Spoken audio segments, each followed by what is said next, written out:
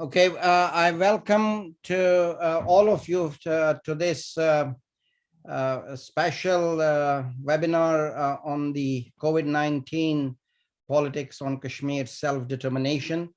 We are now live, and therefore everyone else can now hear us, and I will let you know during the course of the webinar what is our viewership as it is progressing. It will be progressing during the conference. Thank you very much for participating in this webinar. It is very crucial that the Kashmir issue is kept alive. Unfortunately, since January, February of 2020, we have seen unprecedented the pandemic situation around the globe, not any particular country, but around the globe. And that has caused, of course, a lot of impediments and obstructions to causes such as the Jammu and Kashmir conflict. But what you all have had my concept paper, which was agreed by myself and Professor Scholl. And then the basic objective of this conference is to analyze how the COVID-19 has affected Kashmir, well, the Indian occupied Jammu and Kashmir in particular, but the self-determination issue of the Kashmiris in particular. The crucial question is how the COVID-19 pandemic has been utilized to further curb the Kashmiris' right to self-determination, or prevented the related activities in accelerating their realization of that right. That is the crucial point. But what is also important is that during this pandemic period, and prior to that, we cannot simply ignore and wash out the 5th August 2019 events that New Delhi government, the BJP government, took the decision to revoke Articles 370 and 35A of the Indian Constitution, which was in line with the United Nations resolutions on Kashmir to protect the territorial integrity and land and employment and education of the Kashmiri people within the Indian occupied Jammu and Kashmir and Ladakh. And the revocation obviously resulted in forming two union territories, which is, of course, Indian occupied Ladakh and Indian occupied Jammu and Kashmir. That had dire consequences. That was prior to the pandemic. But now during the pandemic, what we have to see is what changes India have made in both in Ladakh as well as in the state of Jammu and Kashmir. And it will be, it is probably not being appreciated or realized that host of changes in the state laws have been made, and new laws have been introduced. According to the Indian Home Ministry, more than 200 local laws have been amended or repealed altogether, and new laws by the central government have been introduced to IOJNK and IOL, which is Indian occupied Ladakh. And the first order for extension of central laws was announced in April 2020, in which 37 central laws were applied retrospectively from 31st October 2019 to the Indian occupied territory. And then the acts or the statutes, those have been made applicable include the Ponzi schemes, laws for building and constructions, industrial disputes, and contract labor. This may look not so great, but this is affecting day-to-day lives of the of Kashmiri people. Similarly, the local laws, which is governing municipal bodies, state education board, and state transport authorities, have also been amended altogether. And very interestingly, one of the main criminal statutes which was in place in Kashmir, in Indian occupied Jammu and Kashmir and Ladakh, was known as Ranbir Penal Code, Ranbir Singh Penal Code. That was the penal code introduced by the British during their regime there, and it was named on the king, who was Ranbir at that time. So it was known as Ranbir Penal Code, which was very typical surrounding to the territory of Jammu, Kashmir, and Ladakh. That has been repealed altogether. That has been taken away altogether, and it has been replaced with the Indian Penal Code, which is dramatically different than the Ranbir Penal Code.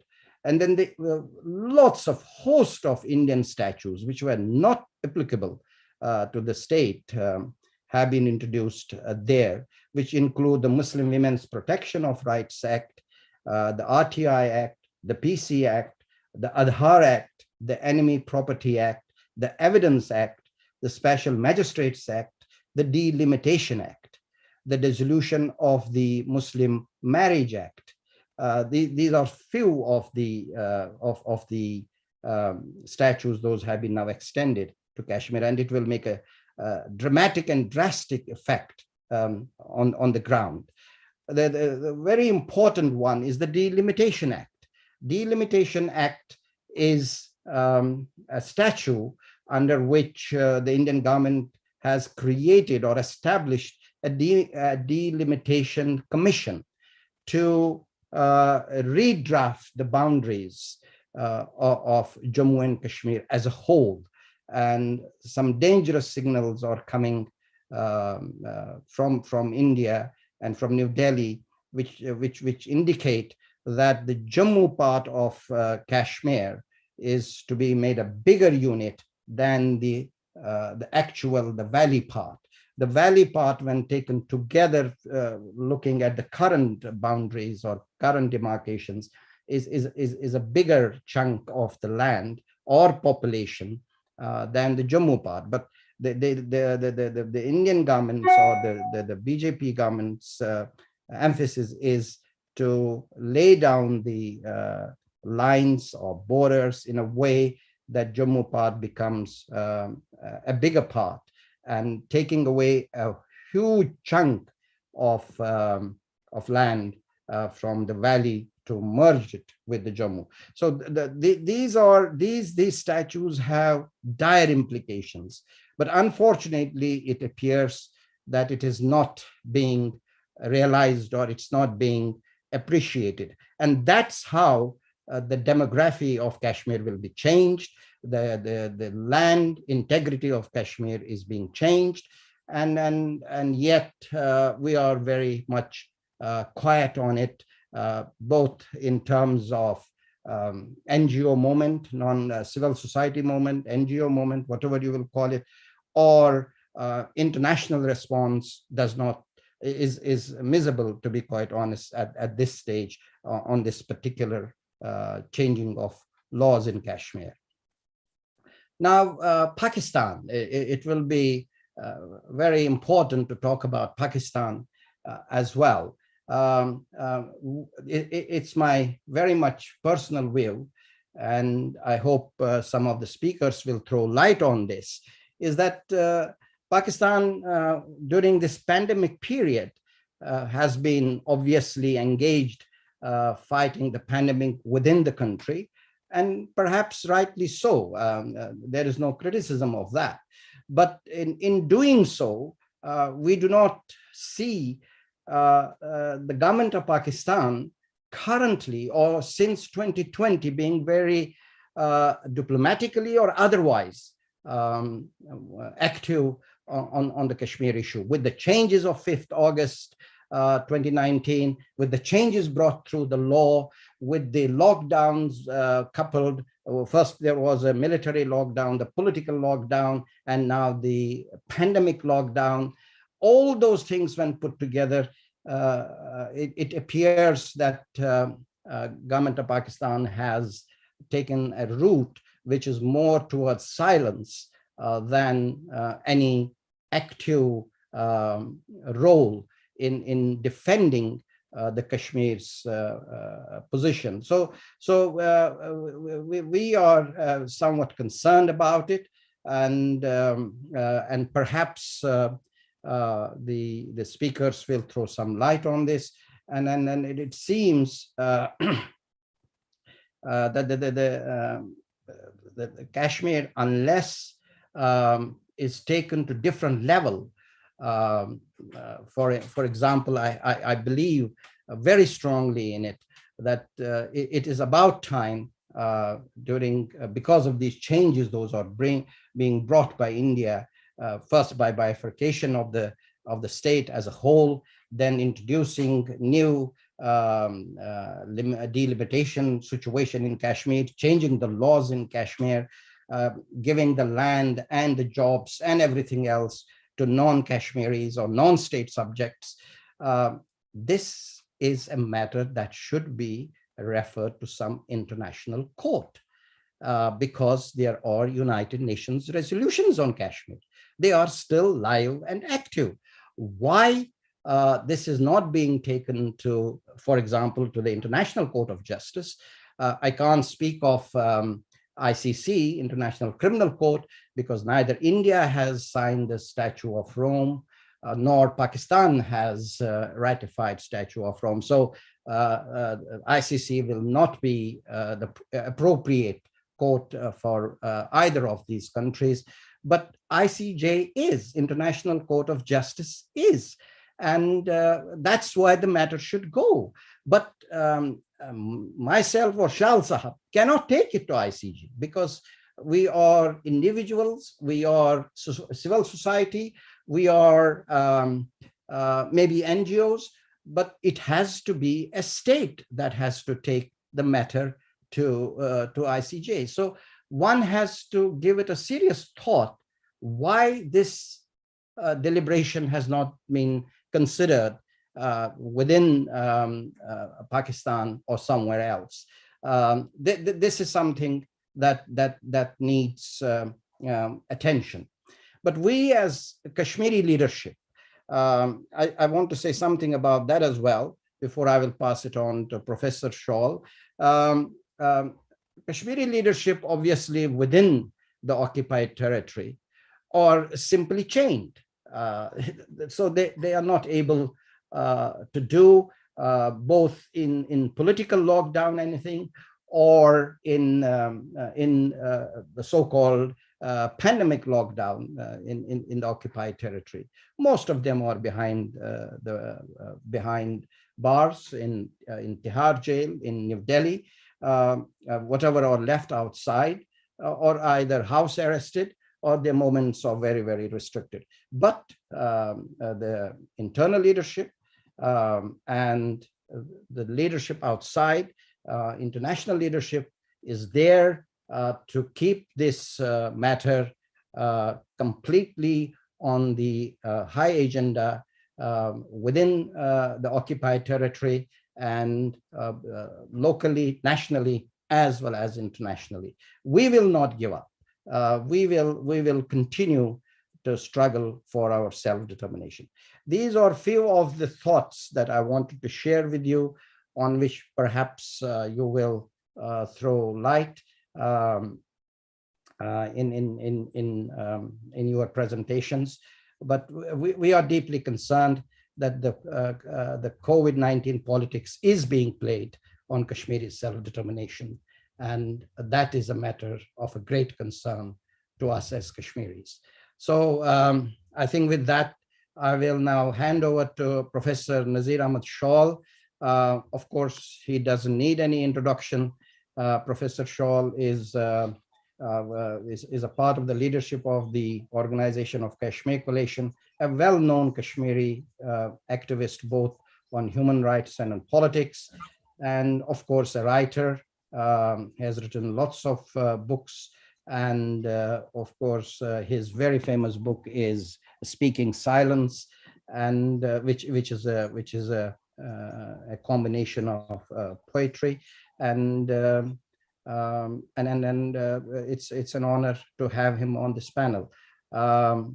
Professor Shawl, it's your turn.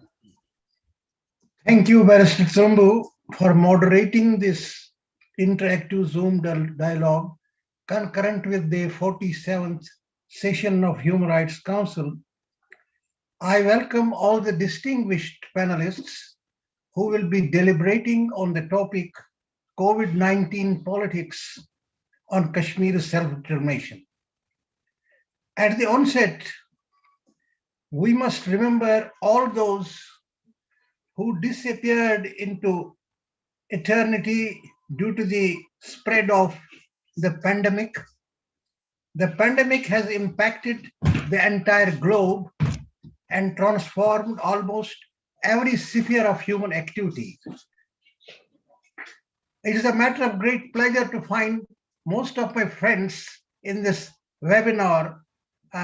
We would have been pleased to have you at Geneva, Palais des Nations, for this particular webinar, but this time we are virtually meeting, at least seeing each other's face, and hope that the struggle that the Kashmiris are locked in will continue in spite of these what we call circumstantial difficulties.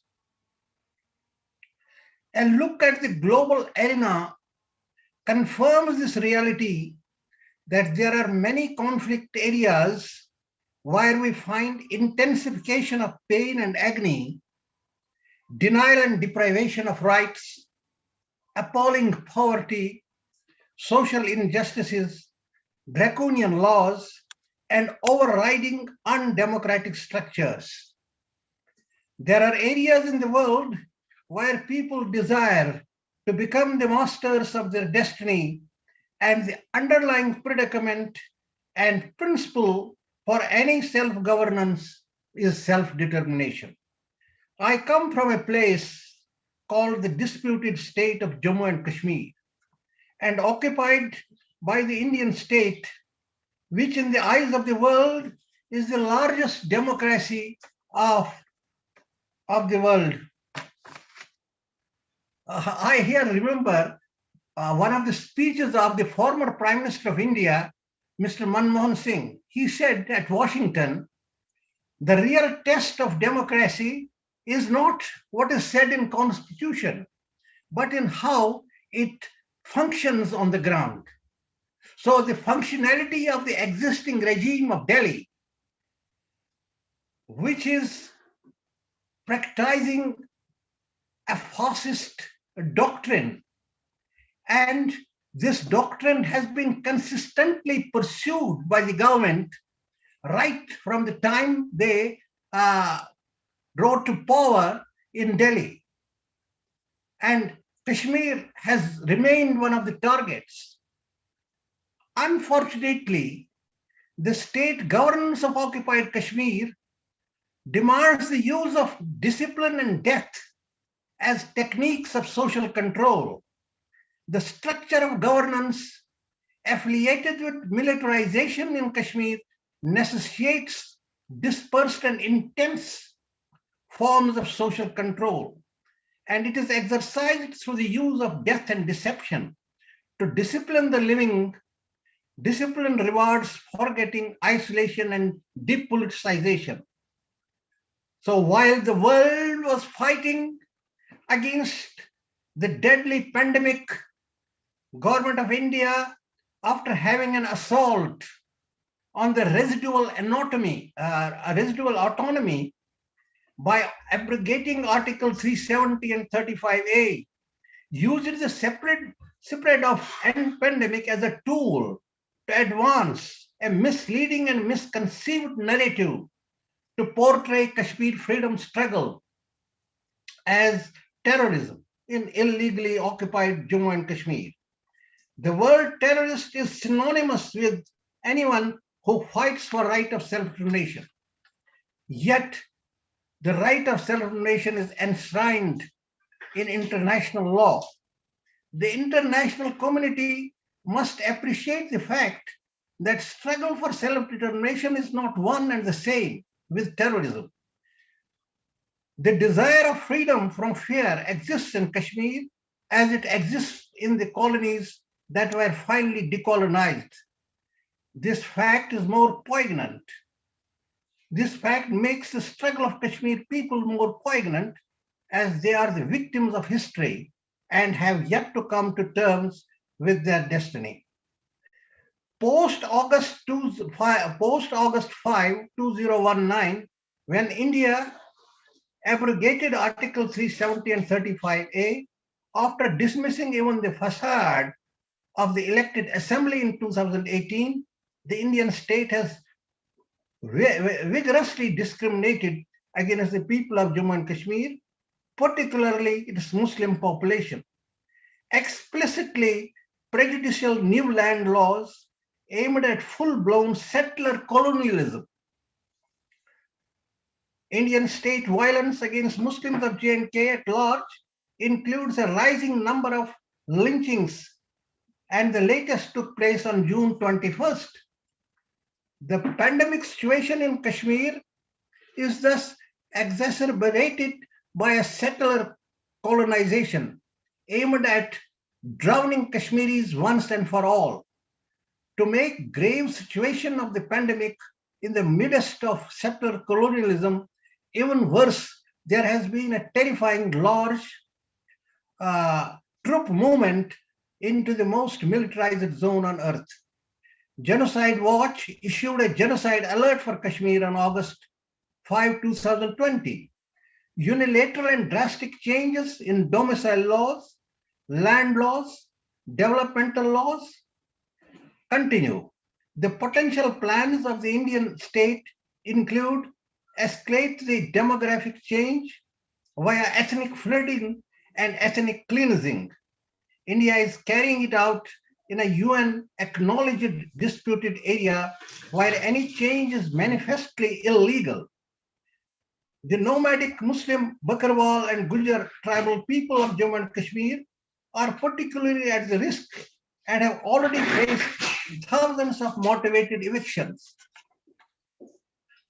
UN special rapporteurs are Boyd, Mrs. Lilani Farah, Victoria have observed that India must prevent the eviction of millions of forest dwellers. Not only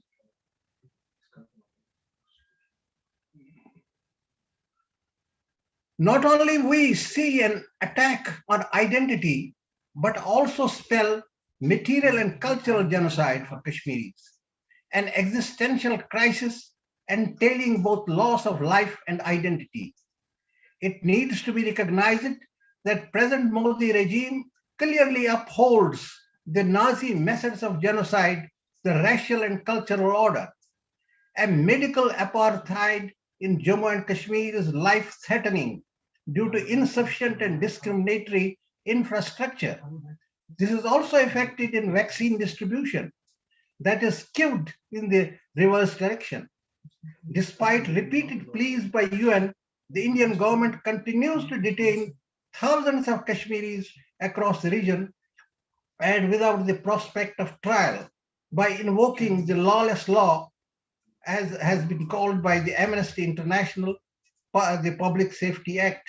a veteran Kashmiri leader, Mr. Ashraf Sehrai, held without trial in Udhampur jail, booked under PSI, died in custody due to negligence and delay in this medical treatment. It was, however, declared by the government that his death was due to pandemic. His two sons were arrested at his funeral under the Unlawful Activities Prevention Act.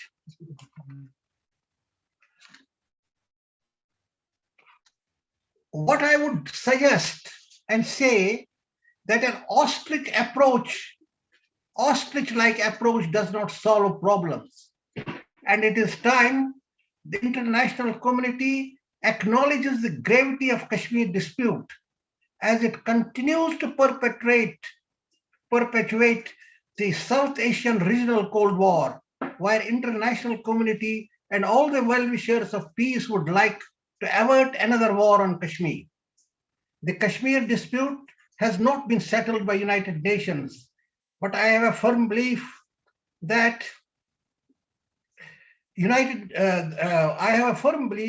will never be settled without United Nations, and by settlement, not a hollow truce or a patchwork arrangement, but a comprehensive agreement which can be called the realization of self-determination.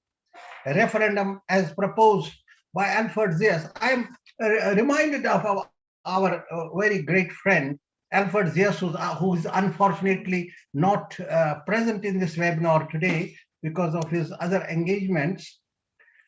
He has said wonderfully that if we have to avoid conflicts in the world, then the people who have yet to decide their destiny, they must be allowed to have their self-determination. And this struggle for self-determination will continue, and it is for the people of Kashmir to decide that what will be the political future of the state. But here I would conclude with the hope that the situation that has been used by the government of India in the shape of a pandemic to enforce its agenda on Kashmir needs to be perceived and needs to be corrected.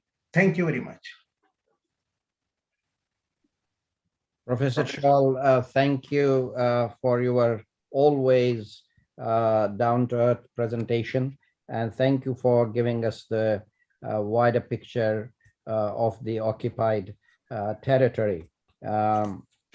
I will get back to you a bit later on one or two questions, Professor Shawl, but we move on to Professor Ronka. Are you ready with your presentation and everything? Is that all okay? I should be all set. Can you see my PowerPoints?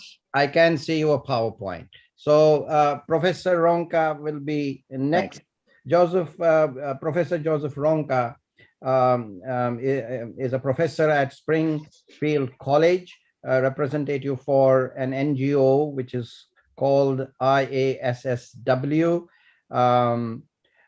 for the which is a United Nations accredited organization, and he is their representative at New York as well as in Geneva. I see him quite often at Geneva, but maybe due to the pandemic he has not been able to come recently. And on the executive committee of for the UN NGO Committee on the Rights of Indigenous Peoples.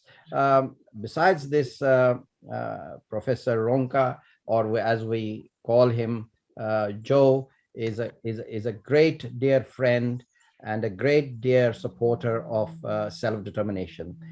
Professor Ronka, it's all yours now. Okay, thank you, Majid, for giving me this opportunity, and it's good to see you again. I have a PowerPoint slide, so if anybody wants them, you can just contact me at my Gmail address on the bottom here. And if you want to see more of the stuff I've done and written, I have a website called humanrightsculture.org. So look, I'm a professor, so I could go on for 3 hours, but I promise I won't bore you for 3 hours, only 15 minutes or so. But this is the agenda for the my presentation. Oh yeah, I forgot to say the title of my presentation. It's Constitutional Fiat as a way to promote self-determination for the Kashmiri people, an educated layperson's approach. So what I want to do today is look at in the next 15 minutes, look at the present situation in primarily Jammu Kashmir, but I also want to touch on the other regions that are occupied by China and Pakistan. Then I want to talk about the rationale for the presentation, the etymology of the word constitution, etc. And it just so happens I've been in Pakistan, India, and China in the last 6 years or so. And I want to talk about my experiences there to give you a context for this presentation. Then I'd like to make a little detour and look at the omission of the right of self-determination in the Universal Declaration of Human Rights, the world's constitution. It's supposed to be kind of a model for other constitutions, but self-determination isn't there. Then I want to look at the constitutions of India, Pakistan, China, and Kashmir as a means for a creative dialogue. Like Professor Schultz said, they have to be lived. How can we move from paper to actual being lived? Martin Luther King said, all we ask is that you implement what's on paper. So I want to talk about how they can be implemented. So look at, here are some select observations of what's going on in Indian-occupied Jammu and Kashmir. It's perhaps the most militarized region in the world. And you can see my little arrow here. See my arrow? I have an arrow, hope you can see it. There's one Indian soldier for 14 residents.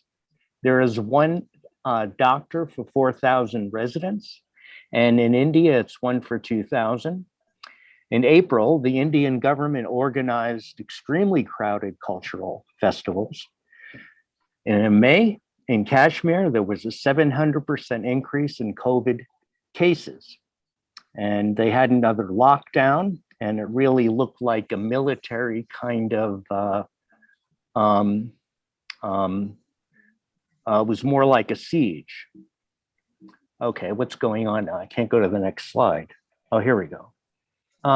Wait a minute. I knew this would happen. Okay, some other things. The Indian government banned doctors to speak to the media. They just banned them. There were roughly 3 million jabs, people vaccinated against COVID, but the priority was given to police and security forces. Thousands of political prisoners are in jail under horrendous conditions. And this summer, they had what's called an Amaranth pilgrimage, drawing 500,000 Hindus to remote and fragile areas of Kashmir. And it's just going to get worse. As Martin Luther King said, what we learn from history is that we do not learn from history. I don't quite get it why they're doing that.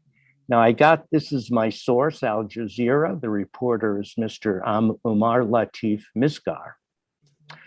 Okay, so why am I calling this constitutional fiat as a means to promote self-determination? The etymology of the word constitution is from the Latin constitutare, meaning to choose. If we have the right choices, we'll have the right socially just society. And fiat is from the Latin fiat, which means let it happen.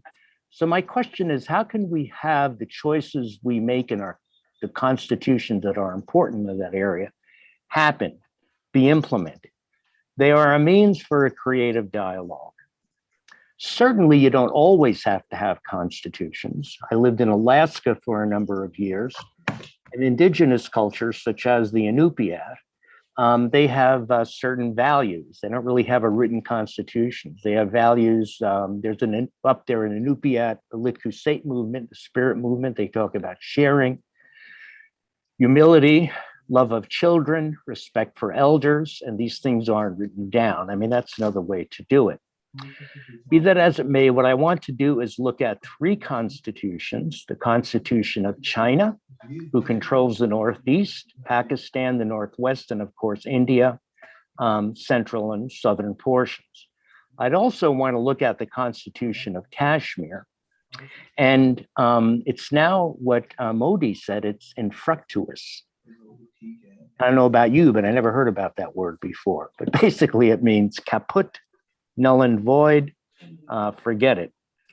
What do these constitutions, what do they say about self-determination, which in UN DRIP, the United Nations Declaration on the Rights of Indigenous People, says that self-determination means the free determination of political status and pursuit of development, among other things. Self-determination can mean, to some extent, the protection of minorities. It's not really that strong, but I think that's part of it. So I just want to talk about some of my experiences and take these experiences for what they're worth. In 2015, I went to Pakistan as a Fulbright scholar. As Majid knows, because I asked him, well, can I go to Kashmir? He said, love to have you, but the Department of State wouldn't let me go there. A friend of mine who worked on the the rights of Christians wanted to show me the way Christians lived in Pakistan. And he told me they were extremely discriminated against. They live in poor areas. I brought this up to the representative at the Human Rights Council from Pakistan, and he told me, we do not mistreat Christians. They have the same rights that everyone else has. I'm just telling you what he said. And when I was up there, fellow Fulbrighters were doing a qualitative study of the survivors of the 1947 partition. Quite honestly, it was very, very sad. They were interviewing people in their 80s and their 90s, talking about how things were back then. And they brought up pretty amazing stories that bothered them to this day. They saw people that were macheted alive. I'm just telling you what they said. They were macheted alive, both Muslims in Pakistan, Muslims and Hindus. People found out their families were lost, and they waited for them at train stations, and they went mad. What people told me is that throughout history, however, Muslims and Hindus got along rather well. The Muslims would help Hindus build the temples. The Hindus would help Muslims. They'd sew their carpets. They got along well. Then governments got involved, or religious leaders for that matter, and everything went topsy-turvy.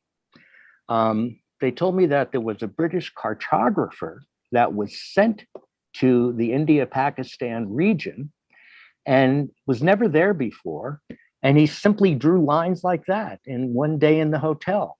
And then when word got out that these lines were drawn so arbitrarily that the guy wasn't even there in his life, he found he had to run for his life because people couldn't believe he would do that.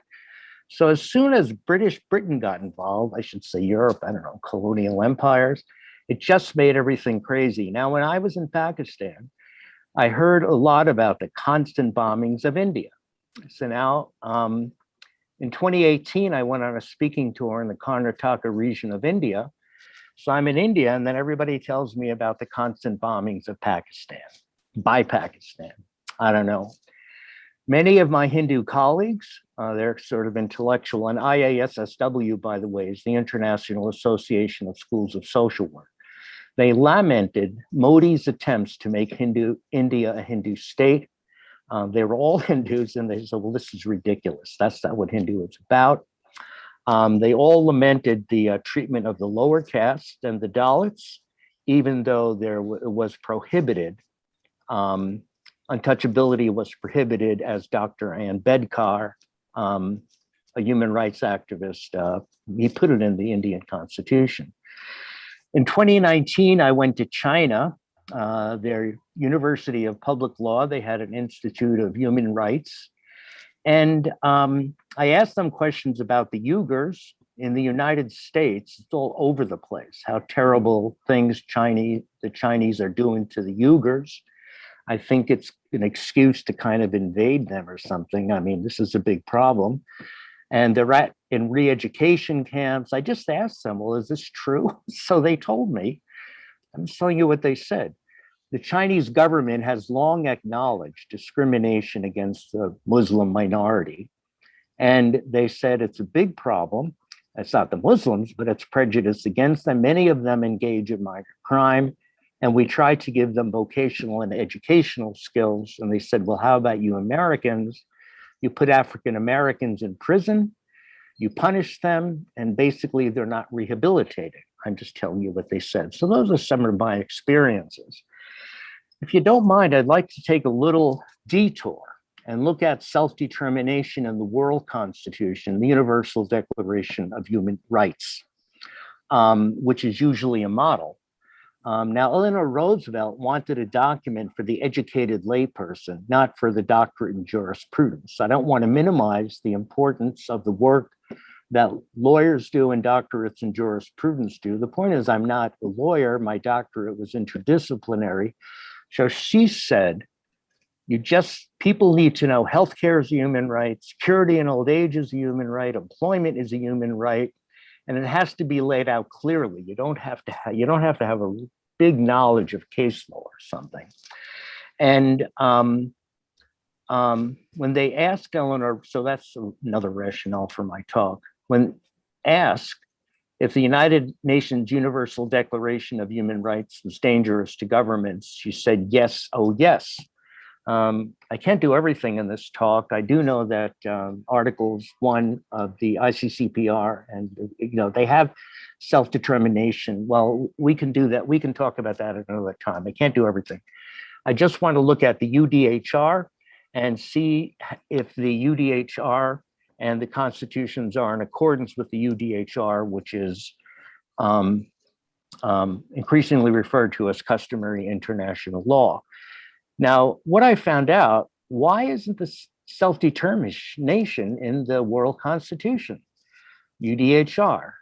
There was a previous draft that said persons belonging to minority groups have the right to establish and maintain their schools, cultural and religious institutions, and to use their own language. And I can't read what's underneath there. To use their own language, and I can't read it because too many. Because I hate technology, whatever, to use their own language and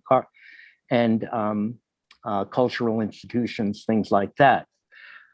France, however, said, come on, we don't need the doctrine of self-determination. I don't know what they were doing in Vietnam at the time, but France has had a history of imperialism, as we know. And it wasn't necessary because the equality of man and woman was already proclaimed, presumably referring to Article 2 of the Universal Declaration, which admonished discrimination based on race, color, sex, language, and religion. Syria did not want a document on the protection of minorities because that would be an excuse to invade. And as we know, Germany went into Poland because of the mistreatment of the Germans in the Polish corridor. So this is a big problem. It was dropped. Later, we had a jurist, Karol Vasek. He recently, not recently, maybe 15 years ago, was deceased. And he said that Article 28, which is the right to a socially just international order, emphasized the rights of citizens to have their governments cooperate. So he said that the right to termination can get sustenance from Article 28. Governments must cooperate for peace, a clean environment, the common and cultural heritages of humanity, and self-determination. I'd like to add world citizenship. Now, what Karol Vasek did was actually given more momentum, actually by Majid's first conference on self-determination back in 2001. I think you made a contribution here, Majid, and you're still sticking with it. Good for you. I shouldn't say this, but us old guys over 65, hey, we're still at it. And I remember at the conference, Erica Days commented in Mohawk that self-determination basically means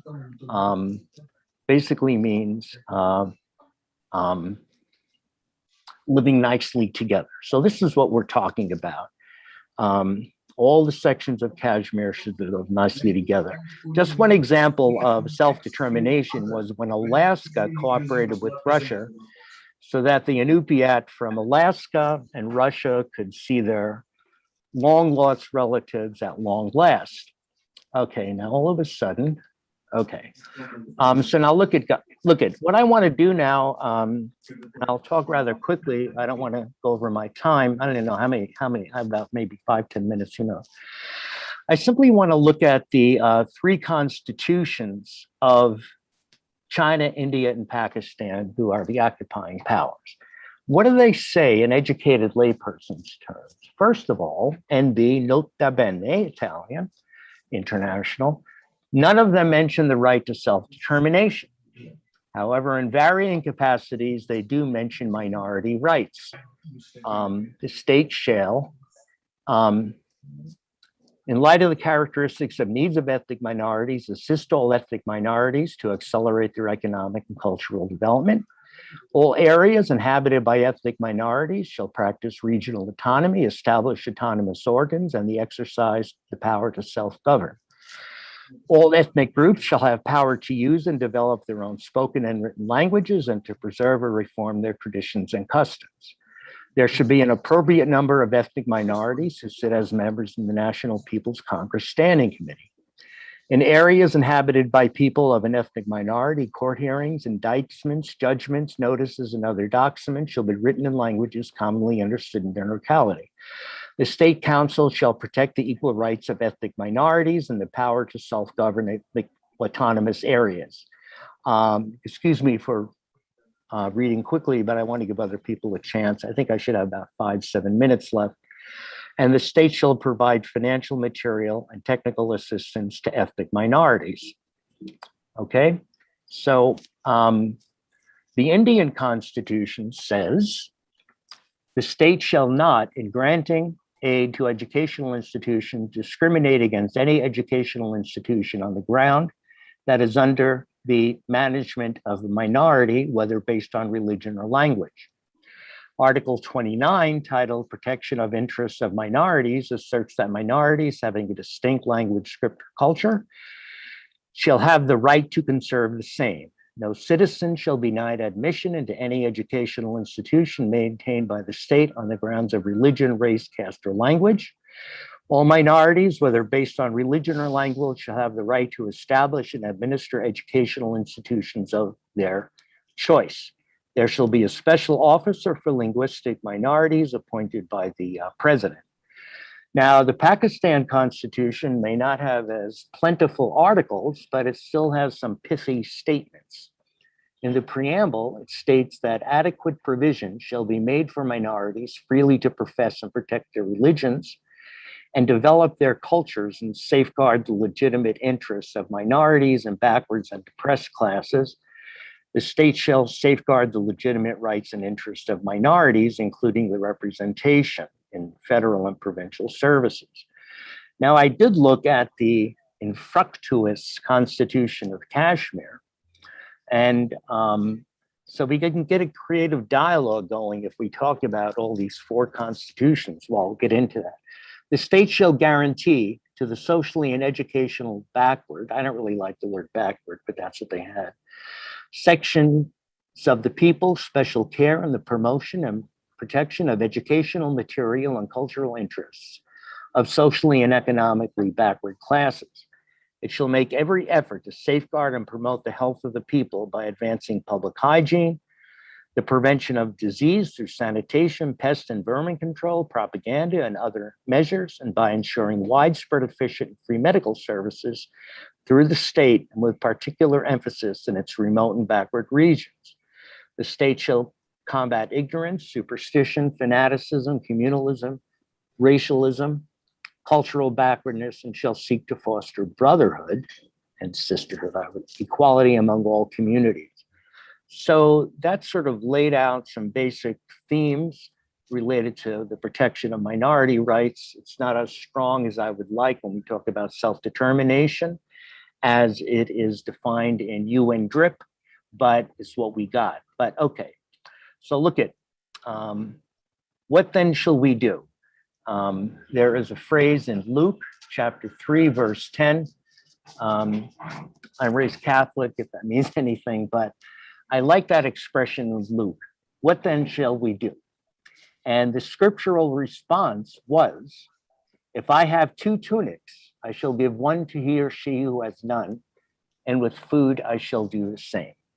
I feel like saying end of discussion. Treat others like you would like to be treated. It's in almost every major religion. So in the same way, among other things, if there is one doctor for 2,000 in India and one for 4,000 in IOJK, there should be at least a similar ratio as in India. Vaccines should be evenly distributed, not favoring military and security personnel. However, and this is a caveat, we need to keep in mind that 67% of the residents in the Kashmir region are under 35. That's what I've read. So there needs to be some kind of job creation so that all these people are kind of ready to get families and settle down so they can raise their families with dignity. Now, Gandhi was against just handouts. You could say giving a tunic to another was like a handout. Why do these people not have a tunic? And Gandhi was a strong believer in Swadeshi, sort of community ways of earning a living, as well as actor Hamid Khan. They invited me to Pakistan, that were really talking about the right to employment. And Modi, New York Times, says he's a strong devotee of Gandhi. And Gandhi was against welfare. I teach in a school of social work, but I'm against welfare programs. I mean, you got to have them, but ultimately, like Martin Luther King said, welfare programs are coins you flip to a beggar. We have to dismantle the edifice that produces beggars. So we have to look at all kinds of things. Privatization, if you don't mind, I'll say the word capitalism for a minute. European imperialism, or whatever you want to call it. Modi made many promises. I think he made them on August 5th. He said, well, okay, the Constitution is infructuous, but he says we're going to get employment and blah, blah, blah. But 2 years later, unemployment is soaring, and its sister pathology, drug addiction, is soaring as well. Now, look at when I talk about jobs, which is in the UN Charter, and every government must commit itself to jobs. Jobs are not working at McDonald's or selling pizza. I have nothing against people that do that. But on my country's behalf, the United States delegation to the drafting committee of the Universal Declaration said, jobs must be socially useful, contribute to the development of the human personality, and pay reasonable wages. I don't know if there's any McDonald's in Kashmir, but I don't know if that stuff is socially useful. This is my next to last slide. Let me also recommend this, and Najid, this is my orders to you, just joking, but why not? We should have it's not my orders, I'm joking, an international decade on the right to self-determination. I mean, why not? I say that because we now have an international decade of the people in African descent. We are smack dab in the middle. Take my word for it. I'm sure you've heard of George Floyd and all the African Americans that have been killed brutally by the police. I do not think that would have been in the media if it weren't for that international decade. I don't know how it is in Kashmir over there, but many of my colleagues say, oh, the UN's a debating club and nothing gets done. I don't think so. Let's get an international decade for the right to self-determination. Now, given also there's a burgeoning trend to international recognition of the hypocrisy and double standards of governments. Ajit, you had something about 2 weeks ago or so. The governments of India, China, and Pakistan must keep to their constitutional choices found in their constitutions to avoid international approbation if we get the right to self-determination going. We need a true constitutional convention in the Kashmir region, in part to defructify, that's my word, the constitution to defructify, at least the constitution, the Constitution of Jammu and Kashmir. I did research. Did they defructify? Did they fructify? Whatever it is. Other constitutions, I don't know. I couldn't find it. So there should be a constitution. But I want to say something. When I was in Pakistan, I do as I usually do. I quoted President Eisenhower, great American president, who said, "Every bomb made is theft from the poor." Now, I'm giving my presentation at the United States Educational Foundation of Pakistan. And so I said, well, who's the greatest thief? I tell them 55% of all armaments are made by my country. It's the United States. So they said, why, you're saying this at the United States Educational Foundation? I said, yeah, I have freedom of speech. I'm just telling you what they said. I said, well, you have this freedom in Pakistan? They overwhelmingly said no. So I don't want to put anyone in jail or anything, but you should try to have this constitutional convention, and it must work on the premise that it is a direct but nonviolent action. Violence cannot be, that's stooping, like Nietzsche, Friedrich Nietzsche said, in fighting monsters, we should not become monsters ourselves. So India is very violent, and I know the knee-jerk response is we should be violent back, but it has to be direct nonviolent action. And as Syria was concerned, we must guard against the so-called doctrine of humanitarian intervention to invade for minorities, as disproven by Hugo Grotius. And many of the times that people invaded, they had hidden agenda. I'm not a great scholar on this, but I know that Kashmir has tremendous water, the Sachin Glacier. And we hear about invading to help minorities or something. I don't know. But really, the hidden agenda is water. We need human rights education. We have to teach children at an early age, treating other people with human dignity and non-discrimination. And once these values are instilled, it will be integrated into the everyday life and social policy. Ultimately, there must be a human rights culture. Like Pope John Paul II said, the Universal Declaration must be lived in letter and in spirit. And we have to live these principles in our minds and hearts and integrate it into our everyday lives. Ultimately, what we're talking about is the spirit of Crazy Horse. He was a human rights activist, and they're building a monument to him. And that is peace. Only direct nonviolent action will do the trick. Humility, and humility is realizing, hey, we all got our problems. Let's sit down and talk about them. All the constitutions that I mentioned pretty much mirrored many of the struggles that the people told me about in India, Pakistan, and China. Let's just work together and have this convention in everlasting love. We have to start thinking about how to share our tunics and how to help people sew their own tunics. Thank you very much for your time. Hope I didn't go over too much. Thank you. Joe, I must say, great effort for your very investigative PowerPoint presentation, very much detailed. Very grateful to you for that. But I do want to make few points on your presentation. Please do. Yeah, sorry? Please do, yeah. Yeah. Firstly, obviously, we have worked throughout, and as you highlighted in your presentation, on the question of self-determination throughout, and then we, in fact, put up an idea and in fact got the petition moved that there should be, I don't know whether, Joe, you remember or not, we were one of the pioneers to create the Office of the High Commissioner. Yeah, I do remember. Good. I was going to mention that. I should have. And then thereafter, once that was realized, we then also moved another very vigorous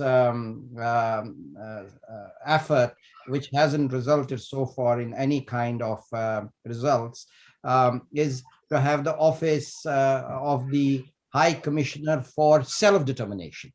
Obviously, your country was the principal country to oppose it. It was followed by Morocco and then, of course, India and so on and so forth because of their particular reasons. So the effort on self-determination, whether it is in terms of international decade of self-determination or in terms of having the office for the self-determination, that fight must continue, and we must make United Nations to understand that this is the present norm, and you are no longer living in a tyranny world, or the world where tyrannism is going to prosper. So I totally share your idea of having international decade of self-determination, and we together should work on it, to be quite honest. That's point one. Point two, I heard your lovely description of the four constitution. In fructuous constitution, obviously, we as Kashmiris have not recognized it as part of our whole system, but it still was distinguishing us from the rest of India.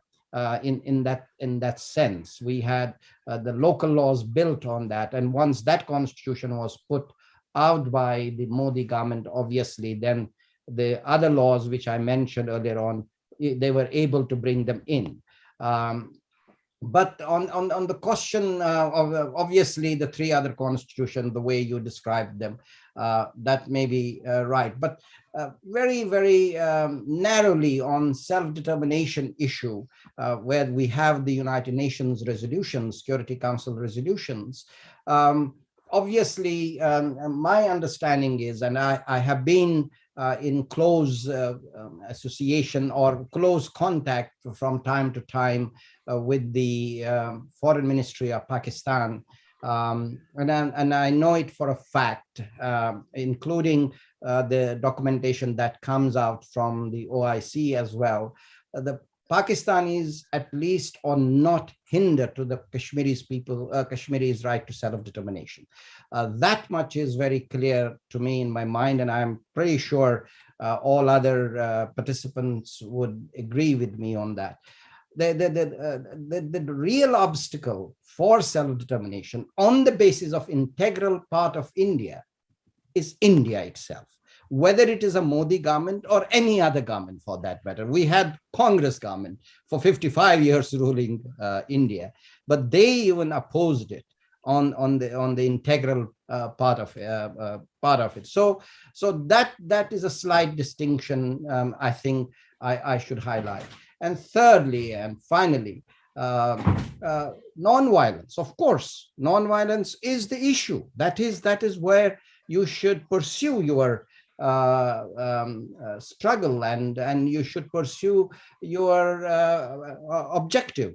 That is the norm of the day, and I wholeheartedly support that situation in terms of Kashmir. And the violence, as you very rightly said, is perpetrated by the Indian forces in Kashmir, whether it is a political lockdown situation or whether it is the pandemic, so-called pandemic lockdown situation.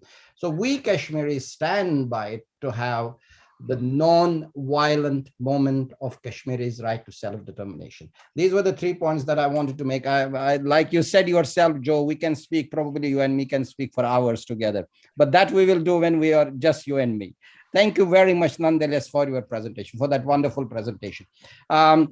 Julie Ward has joined us. Thank you very much, Julie, for being there and taking time out from your very busy schedule. But before we hear from you, I think it will be proper from us to hear from, because you were the former member of the European Parliament. I'm sure you know Frank Schoelbachot very well.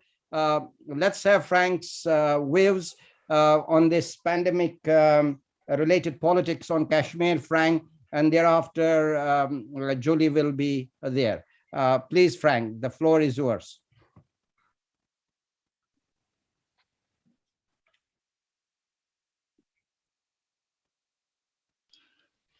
Thank you. Thank you very much. Majid, can you hear me? Okay, good. I have 3 points and an idea. First, as you can see behind me, the stars, the 12 stars of the European Union. I'm based here in Brussels, and I have the first good news. The good news is that in the European Union, never before, the question of good governance has been so high on the agenda because of our internal problems, which we have with the opposite of good governance and responsible governance in Poland, Hungary, and Slovenia. Therefore, we are looking on good governance inside, but as well, we are more open than before to look on good governance outside. And therefore, what is happening now in Kashmir, the Indian behavior in Kashmir, has a chance to become higher on the political agenda. But for this, it is necessary that key informations, what is happening in Kashmir, are reaching the Brussels decision makers. What we've heard earlier, the mass event, the cultural mass event in Kashmir organized by the Indian side, which provoked in April, which provoked then in May a 700% increase of COVID cases, things like this, or the disproportion of doctors in India, 2,000 per inhabitant, and in Kashmir, just the double. Things like this have to reach Brussels, the decision makers here as well. My second point is, to a certain degree, positive as well. Why? It is linked to COVID. Now, more and more academic institutions are looking on COVID, an analysis to learn what can be done if a next pandemic will hit us. For example, in Brussels, the Brussels Diplomatic Academy, based at the VUB University, is now publishing a book, COVID in Other Parts of the World, a comparative study. And I'm totally sure that is not the only academic institution who will publish comparative studies on COVID, the actions against COVID. There it is necessary that we, as people who consider Kashmir as a key issue, work to include special chapters on Kashmir, not only look on India as a whole or Pakistan as a whole, but to look on the specific situation in Kashmir. My third point is a little bit negative, a little positive, but very challenging.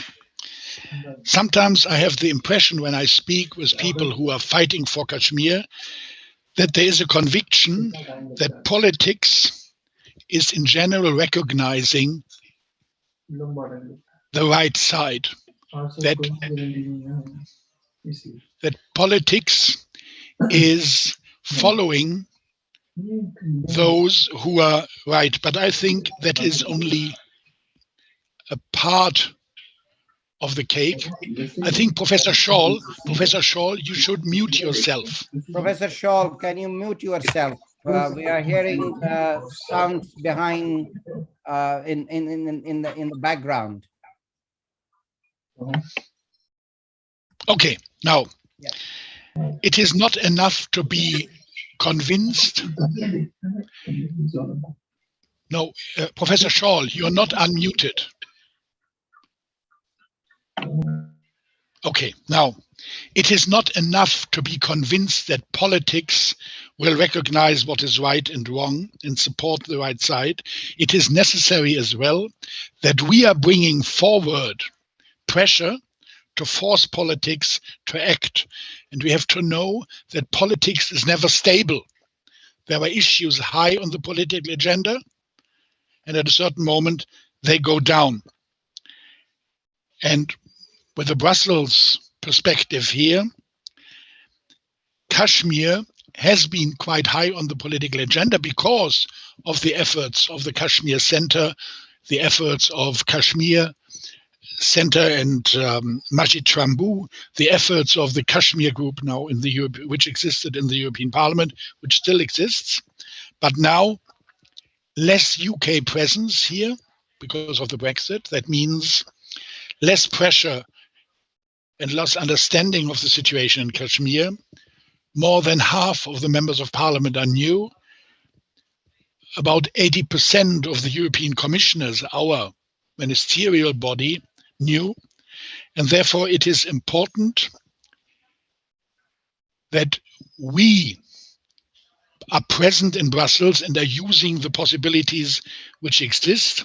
That means like web-based seminars, and like channeling key information from Kashmir to the key decision makers. Because we should never forget that Brussels, the Brussels Parliament, was the most advanced parliament in the world, recognizing the right of self-determination for the Kashmiri people and making clear that negotiations on Kashmir should not be a bilateral issue, Pakistani Indians, but should include the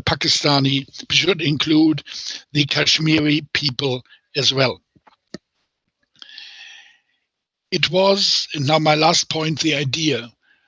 I have to admit, I'm not convinced of an international decade on self-determination, because an international decade means a lot of work and a lot of responsibility, because something meaningful has to happen. I think the world is not yet ripe for such a decade, but the world is ripe for an international day on self-determination, which to my knowledge don't exist yet. And possibly the 5th of August, this meaningful day when the Indian government took their outrageous decision on Kashmir, would be the right day to declare International Day of Self-Determination, to turn around the meaning of this day and to start with an International Day on Self-Determination, and possibly in some years being strong enough through the mobilization for this International Day on Self-Determination, then to launch an international decade on self-determination. I think in politics, it's always necessary to use the right moment, but to do one meaningful step after the other and not to come with a challenge, which I think is too big, too vast in the moment, but to start with a day and not a decade. That is the end of my comments from Brussels. Thank you very much, Frank. Frank is a great, very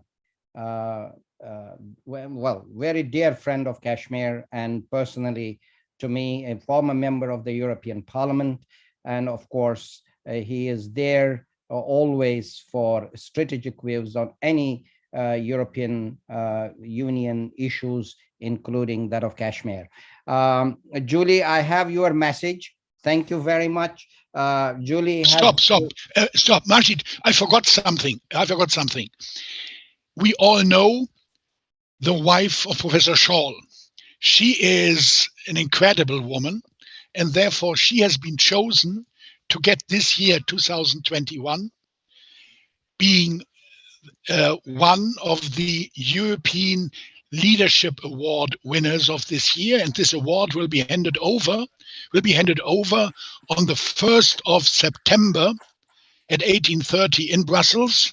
And then I'm very, very happy to host here in Brussels Mrs. Scholl and Professor Scholl for this award ceremony.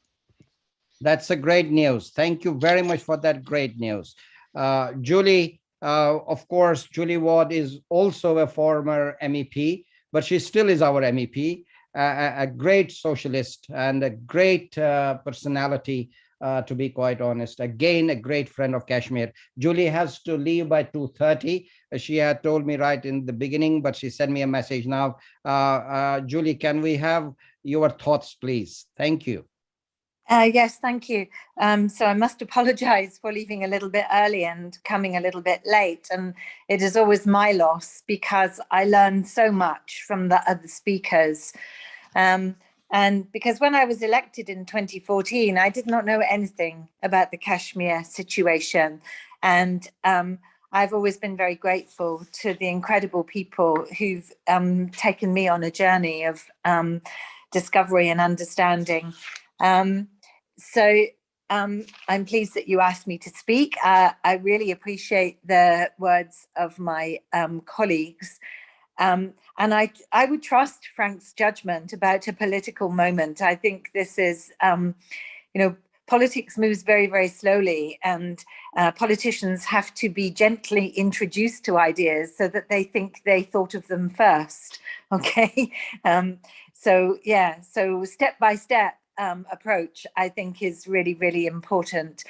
I'm so pleased that my great friend and sister Shamin Shaul has been nominated and awarded this incredible prize, and it's well deserved. And if I can, I will try and be in Brussels for that date. I would love to be there. But I'm in lockdown, in the UK, in a country which has mismanaged the pandemic, and India has mismanaged the pandemic. And because India administers Kashmir and Jammu, that has been a mismanagement too. And in some ways, the Modi government will have benefited from the pandemic. In some ways not, and history will show us, who believes what in the future. But managing, administering a community of people under lockdown has been something which has been going on for a very long time. And depriving people of their liberty is something that's been happening for a long time. And not giving people the public services, access to public services, is also something which has been going on for a very long time.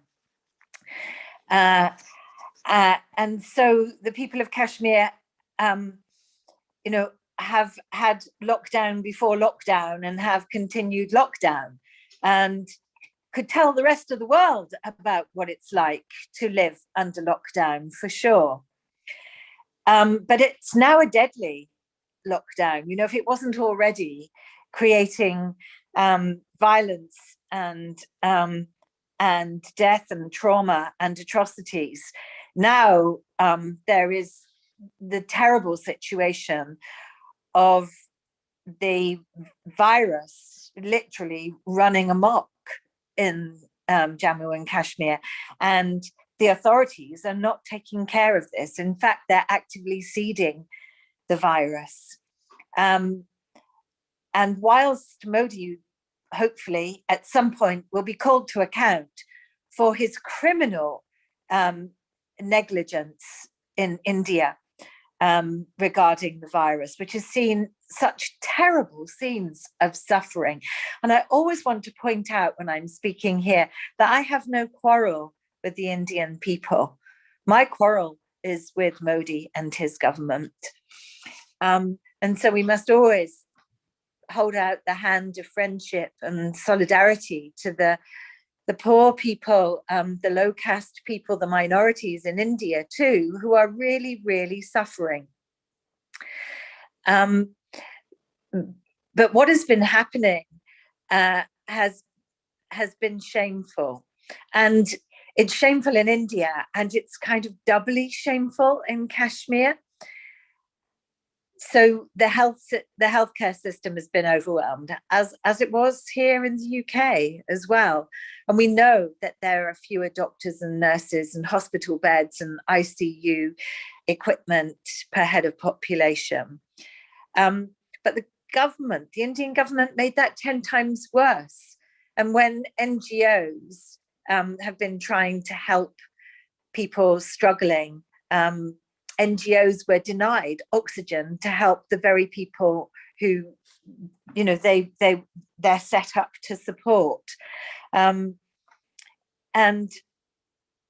whilst we have got a really low number of doctors and medical people per head of population in Jammu and Kashmir, I think it's one doctor. Oh, I hope I'm still there. You are there. Your voice is there, definitely. Yeah, sorry. Yeah, you are back. Sorry, it's somebody. I'm on my phone. It's somebody trying to call me. Right. So whilst we have, we don't have many doctors in Kashmir, we've got one Indian soldier for every 14 residents. So we have, unnecessary. I don't even think you can call the military public service, but if you want to look at people who are being paid by the government to do the jobs that need to be done, in a country, we certainly don't need, an Indian soldier for every 14 residents. What we actually need is doctors, nurses, teachers, social workers, welfare workers, youth workers, community activists. We need the kind of people that make a community, make a country function properly. So I've been very, I've done a little bit of research on this, and I've just been really horrified at the abdication of responsibility, I suppose. And when there was a surge in May, doctors were banned from speaking to the media because, of course, the stories that they're going to tell are the truth, and the truth is horrendous to learn about. And then an internet shutdown, and of course we've known about internet shutdowns already, but an internet shutdown in a pandemic means that people can't register for their vaccines, they can't communicate with each other. In the little village where I live in the north of England, we've just lost our mobile signal. And over the 5 days that has happened, there have been serious consequences. So I can, from a personal perspective, I have been reminded of what happens when you don't have communications, when people are cut off from contacting the services or their loved ones, or, and there's a crisis, and people will die. I've been very concerned about the situation of political prisoners in the pandemic, and in the same way. So in Turkey, I have a lot of problems with what the Turkish government are doing with the people from Kurdistan. So Kurdish political prisoners were kept in the prison and not released, while common criminals were let out. And we've seen also that Kashmiri political prisoners, we don't know we're not getting information, and they're not being released, and prisons will be a hotbed for infection. So, and I don't think the true story and the real figures about the suffering, the deaths, the infection rates, the loss of income and businesses, the violence, the oppression. I don't think we're going to be able to get a true indication of all these things that have been happening until afterwards. And I would just like to say that I've been absolutely horrified at any leaders who think it's okay to relax basic health and safety measures during a pandemic. And we're facing, we're facing that in the UK, where we're being told that in a few weeks' time, it will be up to the citizens to decide what they want to do about face masks and the like. And actually, what we've seen in what we've seen the Indian government do is encouraging more people to go into Jammu and Kashmir for Hindu festivals, for tourism, all this completely unregulated. And that is active seeding into the community, this terrible, terrible virus. And it is the poorest people, the people who are sick, who are vulnerable, who will suffer. And the net result of all that will be that there will be ongoing suffering. And I just want to talk here about widows, because I've been working with my great friend Margaret Owen, a human rights lawyer, with her wonderful organization Widows for Peace and Democracy. And I introduced Shamin Shul to Margaret, and the plight of Kashmiri widows has now been included in a dossier of information that's being given to governments and been given to the UN. And in every crisis, there will always be more widows, and there will be COVID widows. And so if you're already in a situation where you're poor, where you don't have your rights, where you're under attack from a hostile authoritarian government, those women will suffer even more. And I just feel that we have to keep putting an international lens on this and continue to have these kinds of meetings, which force us to revisit the information and force us to think about what is happening and to remember the people who are suffering. In fact, there was a World Widows Day a couple of weeks ago. And so in the same way that we're talking about, let's have a day that's dedicated to self-determination, the struggle for self-determination, having a day which is dedicated to highlighting the issue of widows is again a very important thing. So I'm not going to be able to stay. I'm a little bit late leaving already, but thank you once again for inviting me to engage with this subject and to learn a little bit more today, and also to send my best wishes to everybody. Stay safe and keep the faith. Thank you very much, Jolie, for your presence here in your busy schedule. And of course, thank you for that lovely presentation. Of course, a pandemic is still there, and we need to remain safe. And of course, your suggestion of Widows Day, we should also take that seriously. And I would again implore upon Dr. or Professor Ronka to take that also into consideration along with the self-determination. Thank you very much, and Julie, and I will hope to see you soon. Thanks very much. Okay, we move on now.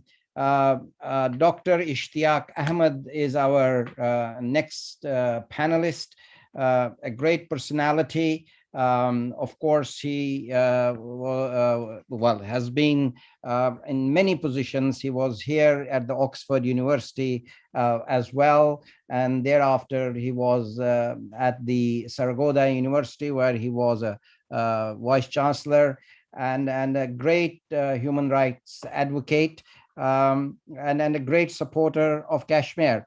Dr. Ishtiaq Ahmed, you heard a presentation of Professor Ronka, which was a very interesting presentation. I was very moved by it.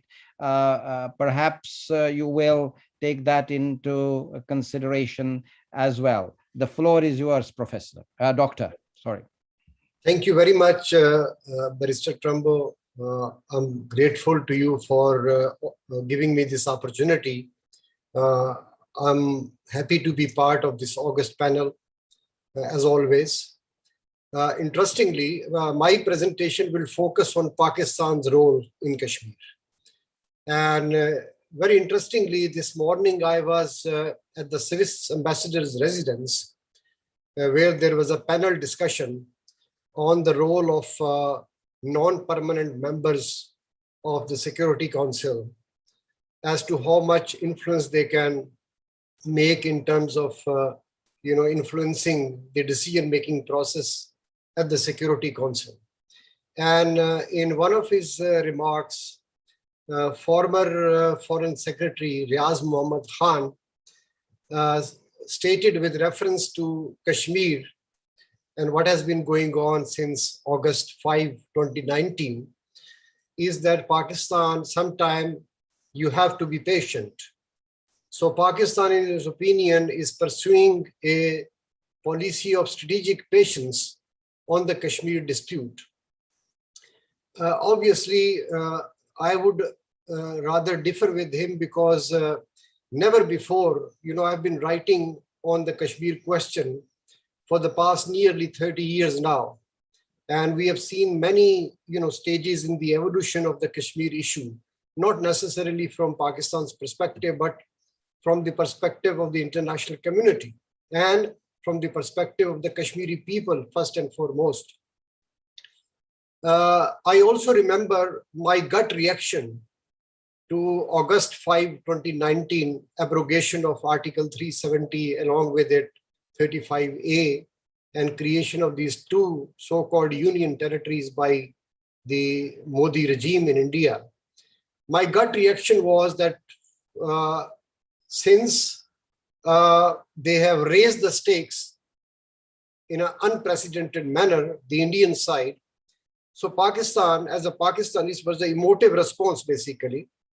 Pakistan should also Azad Jammu and Kashmir, including northern areas, they should become part of Pakistani territory so that we can then raise the stakes to the line of control and we can claim the occupied area, that this is the disputed region that we would like to. That was my gut reaction. And I think these observations subsequently were shared by a former foreign secretary, I won't name, who had written a booklet back in 1992.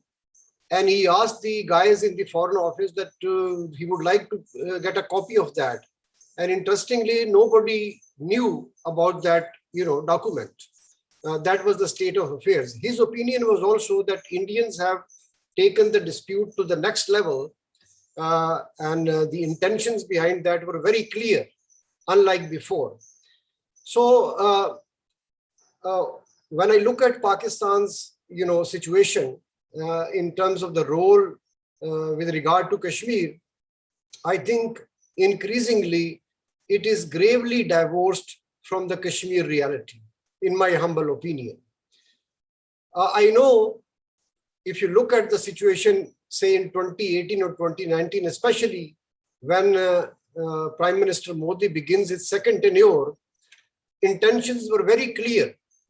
There were several genocidal indicators prior to August 5, 2019. With regard to the Citizenship Amendment Act, which singled out Muslims and then subsequently led to racist attacks against Indian Muslims. Remember the program in Delhi. So as far as August 5 happening was concerned, Kashmir was going to be the next field where India would undertake unprecedented act. It was very clear in 2019. So as Pakistanis who have stood by the Kashmiri people throughout their successive stages of the freedom fight or the fight for the right of self-determination, we could have prevented August 5 by being more resolute over time. We could have preempted it by being more proactive in the months before August 5. And even our prompt response also lacked resolve, in my opinion. What we did was, I was heading the university. There was every now and then there was a directive that we should take out a procession, just for public consumption outside the university gate, and throughout Punjab and other provinces. That was the situation.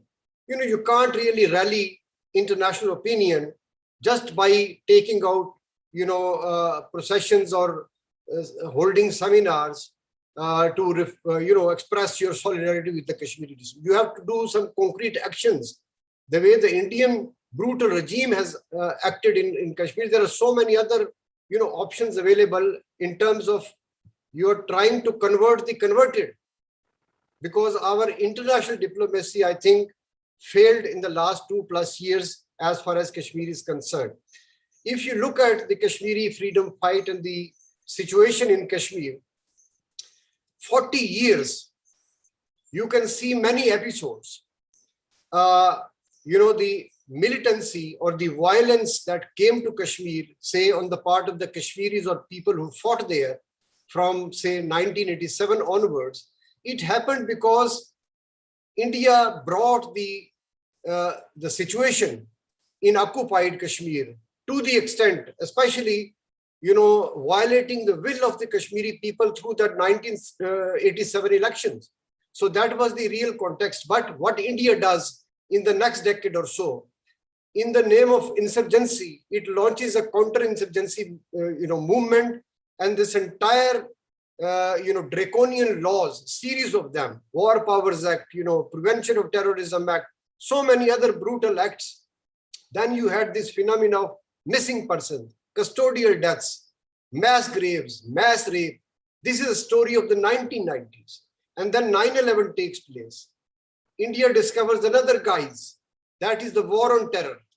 As far as Pakistan's role was concerned, India, through its state machinery and lobbying efforts throughout the world, was always trying to castigate a freedom movement into a terrorist movement.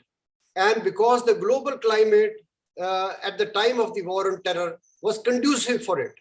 And then comes the pandemic. All of us know, and Julie has already referred to this, is that I started hearing the word lockdown with such intensity, not in February or March 2020. We heard the word lockdown every day, every second, from August 2019 onwards. 6 months we were hearing this word lockdown. The entire life of Kashmiris, whether it is, the internet services or the movement or the political freedom, everything was locked down. So this lockdown got another cover for India. Insurgency back in the 1990s, throughout the 2000s and plus, war on terror, and then you have the lockdown. And I think Professor Shaw, and before that, Barrister Trumbo has detailed the various moves, nefarious moves, brutal moves that the state of India has practiced all these months, since August 5, 2019, especially in the cover of global pandemic COVID-19. Now, coming back, what is the reason, why we are failing in Kashmir, especially with respect to Pakistan? Obviously, all of us know Kashmir is an international issue. There are so many UN Security Council resolutions, and I agree with Barrister Trumbo, they are live, they are alive. They are still relevant as they were relevant back in the 1950s or 40s. They are relevant. So international apathy is one reason. Second, I think, because we have seen Pakistan's response and Pakistan's policy evolving from 1990s, when we used to hold foreign secretary level talks, various regimes in Pakistan. Each time we failed because India would prefer to discuss other issues except Kashmir. General Musharraf came up with a 4-point formula to resolve the Kashmir dispute. Even Hurriyat leadership, Mir Wais Umar Farooq, I had written a long article. They also subscribed to that, that formula. But then again, India's attitude was as, devious as it used to be throughout previous decades. Nothing happened. So India has been very clear. It has been raising the stakes, grabbing piece by piece the peace of Kashmiris, the lives of Kashmiris, and now through this global pandemic and these, the abrogation of acts, what it has done is basically play with the destiny of Kashmiris, grab their land, deny them employment, deny them educational opportunities, to change the face of Kashmiri territory and geography and Kashmiri life itself. So if this has happened, what should have been our response? Should our leadership in Pakistan paid only a lip service, or should it have come up with some kind of a concrete action? Political leadership, when we see, speeches in the parliament, elsewhere, it's talk but no action. Talk but no action.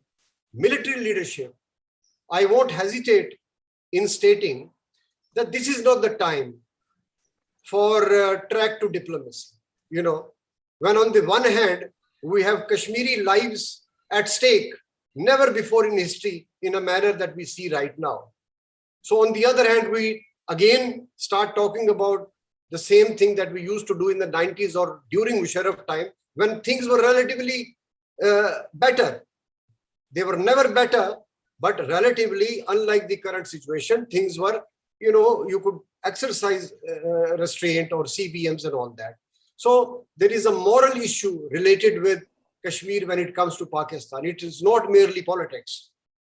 Now, as far as public is concerned, public, all of us we know in Pakistan, public by and large, there has been a consensus that Kashmir is linked with Pakistan, right from the day Pakistan was created. So, which is why Pakistanis generally desire that they should have freedom, they should have the right to self-determination, and if they make a choice to join Pakistan, then Pakistan as a state, as a society, as a nation will complete.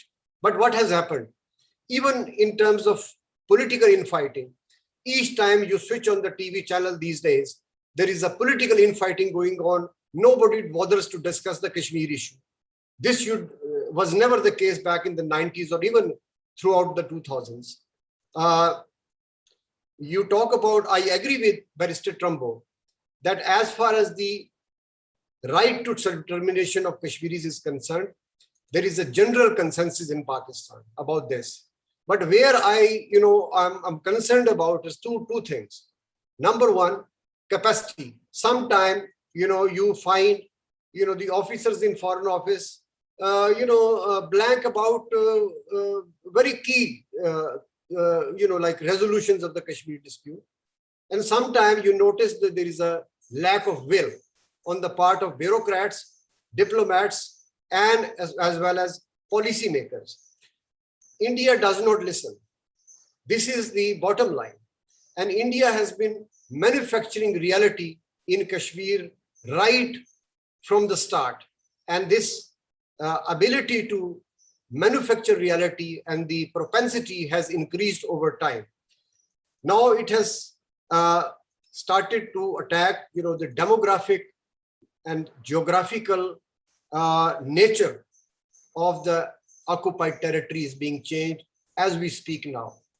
And if we remain silent, if we remain indifferent, especially I'm talking about the state authorities, then obviously it will lead to very serious consequences, not only for Pakistan in the region of South Asia, strategically speaking, but also more so because Kashmir is a humanitarian question first and foremost.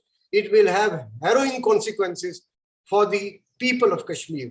I will just end by endorsing once again one of the concrete steps that Barrister Trumbo has stated, that even if we cannot take this dispute to the International Criminal Court because we have not signed the statutes, but we can always take it to the International Court of Justice.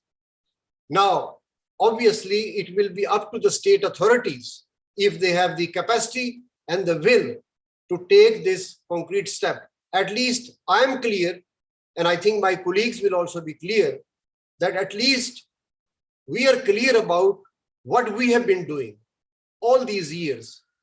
And I'm grateful to Professor Shawl. He came to our university and we held a major a conference on Kashmir he was the keynote speaker. And we had the former Lord Mayor of Oxford joining us in Sargodha city on the same question. At least when it comes to advocacy and lobbying for Kashmir cause, at least Barrister Trumbo, Professor Shawl, all of us, we have been part and parcel of and we can be clear that 10 years down the lane, we'll be here. even if there is, we have some grievances from some sides, but we will be there. We are very clear, and I would suggest the organization of Kashmir Coalition to have a large virtual gathering on the concrete policy option that Barrister Trumbo has floated today. That is to, to create some kind of a body of knowledge on the ICJ option as a tangible international policy response on the part of the state of Pakistan for the suffering Muslims of Kashmir. Thank you very much for this opportunity, everyone. Dr. Ishtiaq Saab, very grateful for that wonderful and researched presentation. Really, your thoughts are in line with our thoughts at OKC. We will indeed continue to explore the ICJ option. I think that is a very powerful option that we have in the present diplomatic situation. And really, we should all work together to persuade the government of Pakistan to consider this option, and very viable option, and where we may have some mileage, and Indian stakes may then come down, to be quite honest, and then we should work together on it. Thank you very much, Dr. Saab, for your excellent presentation. Ambassador Arif Kamal Saab, I want to put two questions to you before Claire will speak, but during this period when Claire is speaking, I just want you to think about two questions, very direct questions, because you have been in the ambassadorial position within the government of Pakistan and in the foreign ministry of Pakistan. You have had the opportunity to have a close government policies being run on Kashmir. As Dr. Saab has said, there appears sometimes lack of will within the Foreign Office. And if that is so, why? And why Pakistan is not amenable to the suggestion of ICJ?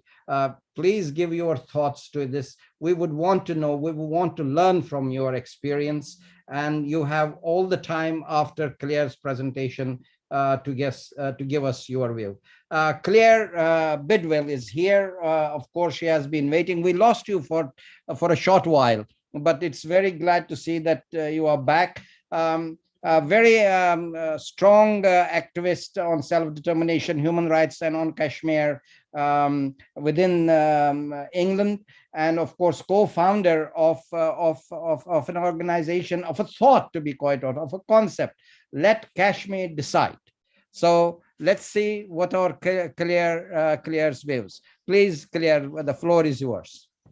Well, thank you, first of all, for inviting me along. I think what I was originally going to talk about has gone out the window because everybody's just about covered it. So there's been some amazing presentations here this afternoon, and always before there's a fear that some of these Zoom conferences have become a little bit like talk shops, and they finish and then nobody goes and does anything. But I think this one today, there's been a lot of analysis going on, a lot of insights. You framed it really nicely at the beginning, and that concept paper's helped everything. I think Professor Shaul covered all the insights, and then Professor Ronca's your slideshow was just incredible, and it touched it, didn't it, on everything. So anybody that is watching my presentation in isolation, I really recommend that you watch this whole conference, and even the European Parliament covering the politics, etc. So for me, I think I haven't even been in this for 2 years, and so it's been a very steep learning curve, and it's because of the work of the Kashmiris and the diaspora over the last 73 years that's carried forward, that has enabled me, and the fact that I've been embraced in the way I have has enabled me to make the different connections. As we can see this afternoon, that the topics, the problems, everything within it is so diverse. And I think it was Professor Wonka that said we can't do everything. So on our own, it's about picking and choosing, well, what can I bring to this? What can I do? So for me, I was brought in on this on the humanitarian level of the Kashmiris, and it was simply, I heard somebody that could not contact their family. So as Julie mentioned about, losing her phone and losing the contact, bringing it back to that basic human level and your quality of life and those human rights abuses that those people are enduring, was beyond anything. So we're talking about a real injustice, real violations, and that's at the root of what we're all, working for. And that's something that I couldn't believe that the world was silent. Our governments, the media, the controlling of that, there was no news of this. So for my mission, it was about learning, it was about connecting with people, but it's about bringing it out to the international community, to the people, so that all of these policies and concepts and ideas that we've got here, I mean, I love the idea, taking that to the International Court of Justice and looking at ways for doing that. And I do know some people that are already petitioning Pakistan to try and bring that forward. So there's work going out there that could be united as well. I'm in Scotland, and I often have my eye on the Scottish government with the terms. They have a lot of outward facing policies, and obviously they devolve to the UK government, and they don't, which they're not too proud of. So, I've been working with some MPs here. That's something we're still working on, but there's no reason why, if we're approaching other governments, it can't be viewed to take forward some of this. So, one of the things that I'm working on then at the moment with the campaign is for the 5th of August. And we're doing this campaign where we're calling that the day is red for Kashmir. It's based on the movement of the Kashmiris, how on the 5th of August, after the lockdown, they turned their, the profiles red, Kashmiri diaspora everywhere. These profiles were red to sound the alarms. And so we've been kind of fanning the flames of that again to bring this into, the big movement. In the process towards the day, the unity that we are finding, as Ishtiaq mentioned earlier, there's a lot of political infighting, which is then often taken the eyes away from the violations and everything that is happening. COVID, yes, to bring it back to the question and why we're at this meeting, Modi has been able to work under the guise of COVID like even faster than he would have been able to without it. Every government around the world is so focused, on their own doorsteps, what's happening within their country. I know through the UK Parliament here that, their last word on it was, well, yes, we're arranging a meeting to speak to Modi about this, but not until COVID's over. People can't get into Kashmir to give us the true reflections of it. And I think it was, as Julie said, the extent of it is horrendous. So to touch briefly on what everybody said, the medical conditions are dreadful, horrendous, the ratio to what's there. Medical doctors have been stopped at checkpoints, blockades, not allowed through. The reporters aren't able to report, so it's not coming out. And I think, the evidence is growing all the time for the court, criminal court, as it were, the court of justice. Everything is mounting with the environmental impacts as well, at the deforestation. We're heading towards not necessarily famine, but the lack of water in the area as this continues, and it needs to come. For me, it's about the Kashmiri voice obviously coming out and them at their human level, and then there's such that extent of work being out. So the unity, if everybody could unite, for me, self-determination is the answer. I'm frightened at the thought it's going to take 10 years. I would like to see people working and bringing that forward so much sooner, because as we've said, it's enshrined in the UN treaty. Every country has a right for self-determination. We are seeing, unfortunately, aren't we, that the UN, it has amazing concepts. We've got the resolutions, we've got the charters and articles. It's just not functioning in the way that it should be functioning. We're aware that they've sent letters to India, to pull it back to the Indian government. They're not listening. They're not listening to anybody. We can give, the suggestions as what would to help, but India aren't going to give them. We're up against a fascist government that the world needs to open their eyes to as well, given the fact that we've got nuclear weapons in the area. So, you know, there's a myriad of things going on here, you know, and the work that's going on, the likes of, we were talking earlier with Shamina Shawl and the connections with the widows, you know, people have got those organizations, their things to bring out as well. And that's, you know, that's why it's a pleasure for me to be here today, because I learn more and I can take it out to what I would call the ordinary person, because sometimes the ordinary person, when they're getting bogged down with all the politics, they just want the facts and what can we do, you know. And it's about then, you know, I like the idea with the 5th of August as the Self-Determination Day. That's something, you know, if we can get as many people involved for the Red for Kashmir on the 5th of August, you know, we've got Palestinian activists joining in with us, making connections with other global movements and groups to bring the power, because we're all kind of suffering under the same, you know, umbrella or the way our world is organized. So it's kind of making those links. If the day then gets put of self-determination, probably bring other people along to that cause as well. And fundamentally, and I didn't know anything about Kashmir at all, ever in my life, other than Kashmir rugs. So that in itself is where everybody else is at. And with COVID, they're doing their own thing. We're not being shown anything of Kashmir. So that's why it's vital, actually, these Zoom conferences, these meetings, these steps, you know, where are we now? Where do we need to be? And the people with the knowledge in their different areas. For the average people of the world, we need to come along and learn. We need to put pressure on our governments to then put pressure on the United Nations. If people don't know, they can't do that. So within all this movement, that's my role. And I think optimistically, hoping if we can bring people along with us, the knowledge and the work that has been done is powerful enough to take this forward and find a solution.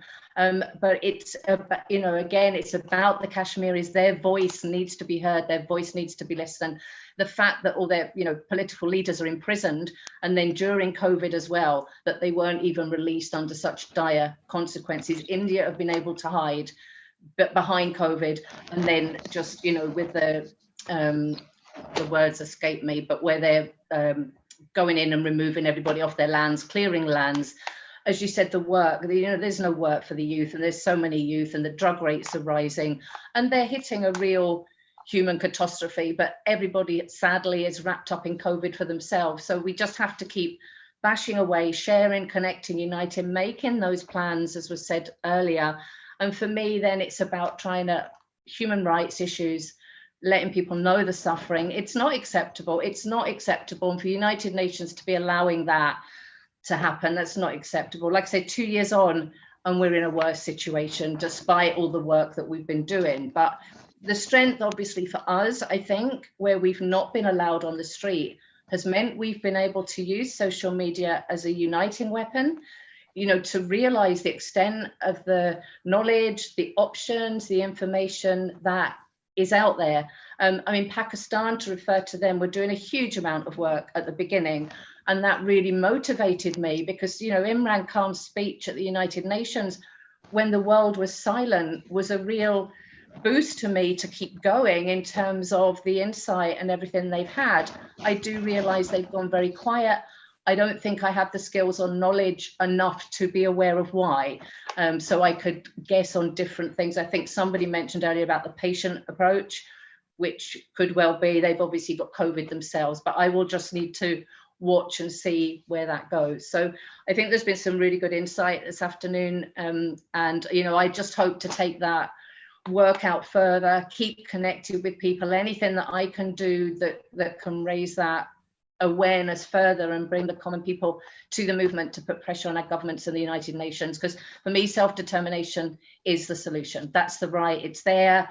And you know, so many human rights violations are being broken. They're just, you know, there are no human rights in Kashmir, and that people are just standing by and watching it. It's not acceptable. So thank you very much for inviting me, and thank you for all the work that you do. Well, thank you very much, Claire, for that extempore presentation, wonderful presentation. But I didn't realize you are in Scotland or in England. I'm in Scotland. I was born in England, therefore the accent still stays with me. I was born in London, but I'm in Scotland, yeah. Oh, okay, which part of Scotland? I'm on the West Coast. I'm actually on a Scottish island. Oh, Scottish, wow, It's beautiful. very nice to hear that. Well, it's Thank you very beautiful, much. yeah. Thank you very much, Claire. Ambassador Arif Kamal, obviously, he has been a very sharp and very point ambassador of Pakistan. So he is obviously known to many strategies and policies on Kashmir during his career. And we always benefit with his knowledge and with his input. Ambassador Kamal has recently written a book as well, which Professor Shawl has been carrying for me, which you had very kindly given to him to present to me. I will be very much honored to receive it. I will be seeing Professor Shawl soon. He arrived London recently, and I definitely am honored to receive that book, sir. We would be very much happy to hear about the book as well, sir. Ambassador Arif Kamal at the moment is Director of Global Studies at the Institute of Strategic Studies, Research and Analysis within the National Defense University of Pakistan. Ambassador Kamal Saab, floor is yours. You have the final word. You have everybody, you heard everybody, and I would want you to take on both those comments and give us your very valuable thoughts. Thank you, sir. Floor is yours, sir.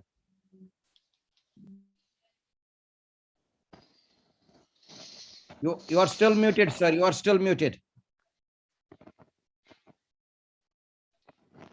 Yeah, you are okay now, sir. I think you are okay. No. Still muted now. Again muted now, sir.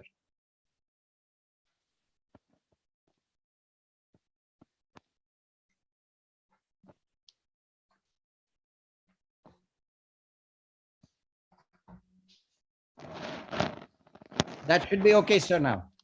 No, not yet again. Is it okay now, sir? Should be okay. Yes, it's okay, sir, now.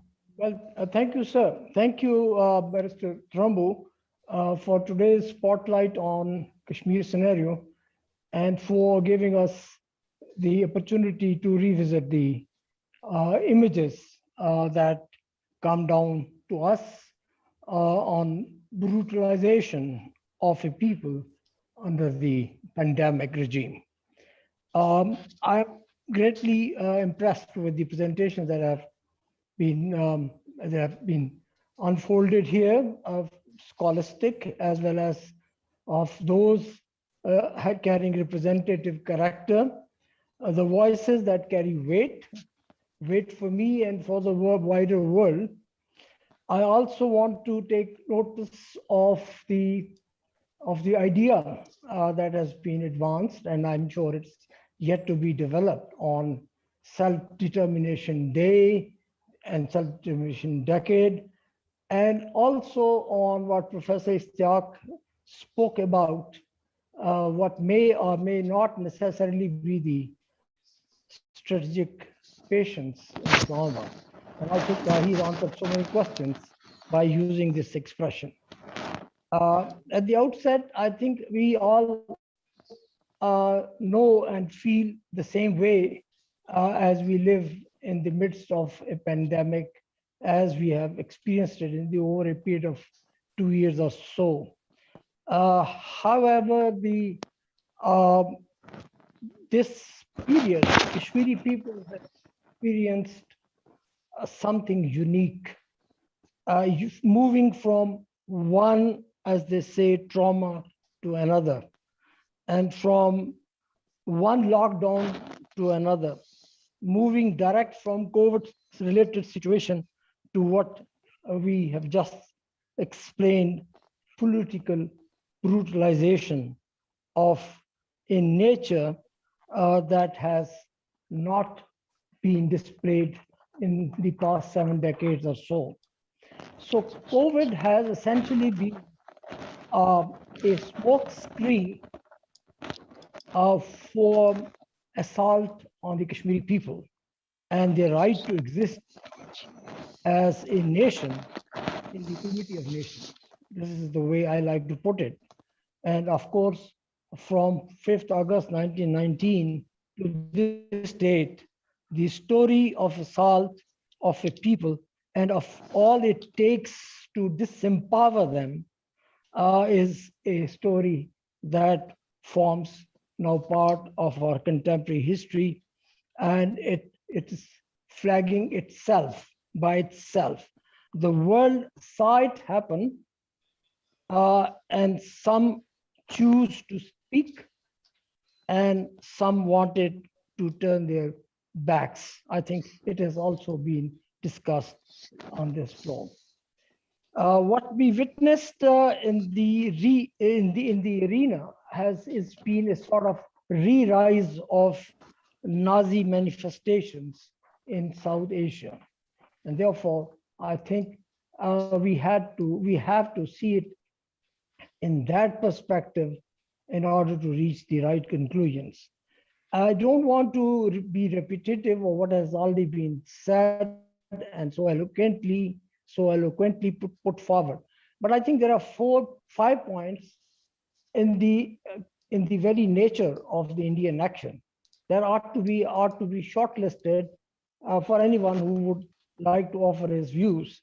And I think the first and the foremost is that the action was indeed an assault on Kashmiri identity and on the legal personality of the state as it had been registered in the international arena. So 370 or no 370, 35A or no 35A, I think we need to understand the assault from the standpoint of identity of a people and legal personality of a state. And I think this is perhaps the foremost thing that we need to keep in mind. And we should disregard all notions of territorial aggrandizement of this or that competing power in order to understand what we've been talking about, the Kashmiri people right to preside over their own destiny.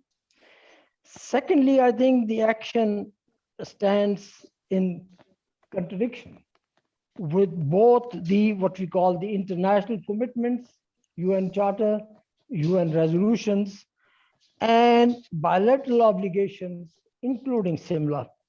In fact, it's the violation and a flagrant and a blatant violation when we viewed in the backdrop of recent history of world politics.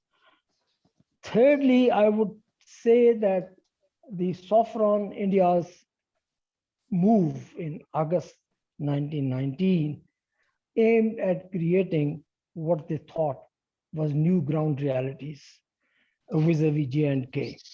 And then to do so, they were acting with what we call driven by unilateralism, an attribute of a major power syndrome, bypassing their own oft-repeated notion of bilateralism. So I think this was the third point that we need to keep in view. And of course, the fourth point that we already seem to agree that it is what they call the newer manifestations of Hindutva. It signifies the rise of fascism in South Asia that is interwoven with what I like to call best practices of Zionism. The assault on identity is one factor. However, it aims at something which is the most lethal and hurting a people and their very basis, and that is aiming at fragmentation of their land, demographic re-engineering, and what I like to call, forgive me for that if you don't agree, West Bankization of Kashmir, which used to call, using other words from the European history that I think now the new phraseology and the new definitions have all fifth and lastly, from my point of view, we need to see that this move was unanimously rejected in J&K, whether they were the so-called separatists or they were the ones who were called so-called mainstream. And therefore, this is, there was some sort of unanimity across the spectrum, and that was exceptional as it came in this 7-decade-long history. So if the action was so robust and changing bringing about a fundamental change, the rejection was also very robust at the outset, as we saw. So having said these 5 points, I should say that in essence, the Indian action was enormous in scale and impact, not just one more assault. It was unilateral, sidestepping, as we said already, the international legitimacy and all notions of bilateralism that has always been propounded by India, and a violation of the United Nations resolutions and of the bilateral agreements that India takes pride in. Second, I think, is that as we already said, it reconfirms the what we call the emergence of a new right of the sort in our part of the world. And of course, we've been living with it, and we might have to live with it for some more time to go. I don't want to go into the sectoral impact of the fragmentation and of the demographic re-engineering, because I think this is the most important factor, but it has been addressed quite eloquently. But then, of course, it is we are still in the process of of re-engineering and of what you call fragmentation and fragmentation within fragmentation, and of course the native residency and the ownership rights are already threatened. Influx of outsiders has been increasing, and the demographic re-engineering and what we call a sort of the fragmentation, they are interwoven in order to bring time-bound results that can help the Hindutva to achieve what they thought is there. So I don't want to go into the legal changes that have taken place, the direct rule from Delhi as against 350 that spoke of autonomy, of the assault on culture, on the language, in the legal system. This is a great subject to be addressed separately. But I think that explains the trauma of a nation, of a people, and of what fears lie ahead of them. And I think we need to take notice of that. I think we, having said all that, heard what our distinguished scholars and policy relevant people have said only a few minutes back, I think we need to keep in view the disintegration of Jammu and Kashmir state and its fragmentation run counter to whatsoever are the established norms of peace and security and the prerequisites that we need to uphold in order to achieve peace and progress in South Asia. The move ought to be viewed, well, it's already a fundamental change that is the aim in the power equations in that region, and also as big, in my view, as big a war. Of course, the competing powers have renounced war as an option, good for them and good for us. But I think the very fact of fragmentation keeps in store a destabilizing potential and a recipe for eruption from within without any outside injections. And you cannot forecast that. And second, that you also need to keep in view that having renounced war as an option, it still carries the potential of a sort of conflagration between two nuclear powers, not today, not tomorrow, but perhaps day after tomorrow. You cannot guarantee an exclusion of that option.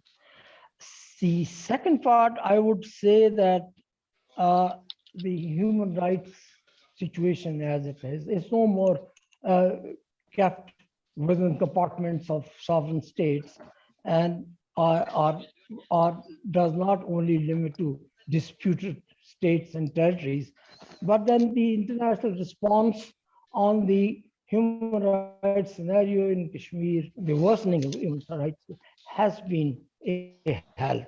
And I must say that as a Kashmiri.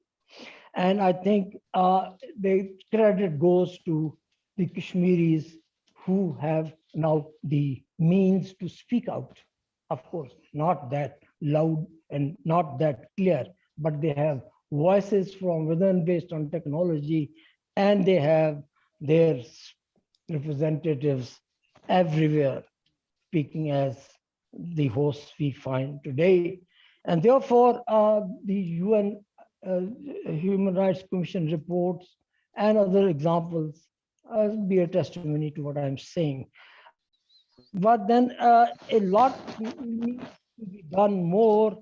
And then, of course, this has to be the subject of, if Mr. Trumbo would consider the possibility of another webinar. And I think it qualifies for that because you are so proximate to Geneva on this.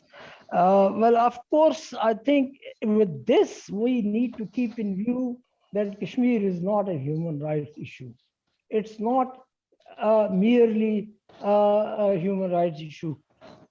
And also, it will be very erroneous to talk of governance while talking of the self-determination of a people. And therefore, I think the best support we can offer to the Kashmiri people in distress is to keep the two rails, the human rights rail and the self-determination rail, intact and running with equal force and with equal speed. And I think if we don't do it, then we are only what you call putting the blanket on the true colors of the situation. I think we should be very categorical in our appreciation of the situation, that the Kashmiris should be enabled to speak of what they think is the narrative. And let's not be prisoners of the narratives directly or indirectly advanced by the competing powers. And I say so having served the Pakistani diplomatic service for 35 years. And I think that the failure of 70 years, I use stronger words, failure, they can be milder word for this, of 70 years, is because we talk of self-determination in the morning, but afternoon when we speak of a two-tongue sharag, the jugular vein, then we outweigh the spirit of and the principle that we advance. And therefore, I think we should, when we speak of self-determination, we should shun all temptations that bring us closer to territorial aggrandizement of any sort. And this is my hasil, we call it hasil kalam in Urdu, which means the essence of the way I think, that if there is any no success situation in 17 years, it's because of this kind of dichotomous approach, are this kind of innocent approaches that lead up to dichotomy. And that may be a more polite way of putting things. Again, I think there is no substitute for Kashmiris speaking for themselves. Of course, Barrister Trumbo, very critical question as to what is halting back Islamabad in terms of offering a robust response. Well, I think that the competing powers, when they talk of even the Indians haven't renounced self-determination. They said Kashmiris have already exercised self-determination. So if, I'm just saying it as a point of a line of argument. And therefore, if the competing powers have been talking of a scenario that leads up to a false image of the dispute between two rival states and not that of humans, then certainly at some stage they would feel the shame for it. Let me put it very milder way. And I think, and it unfolds fatigue of sorts, and what you can give it any name, you can give it a name which is cause, or you can give it strategic patience, or you can contest this and offer something which may not be very welcome, if I would say that. And of course, I think it's beyond the political elite in Delhi or the political elite in Islamabad to put cap on a nation's desire and drive for national emancipation. It is beyond them. It can slide down, it can slow down, it can hibernate for a while. It cannot be taken away. Otherwise, this will not be a question of self-determination.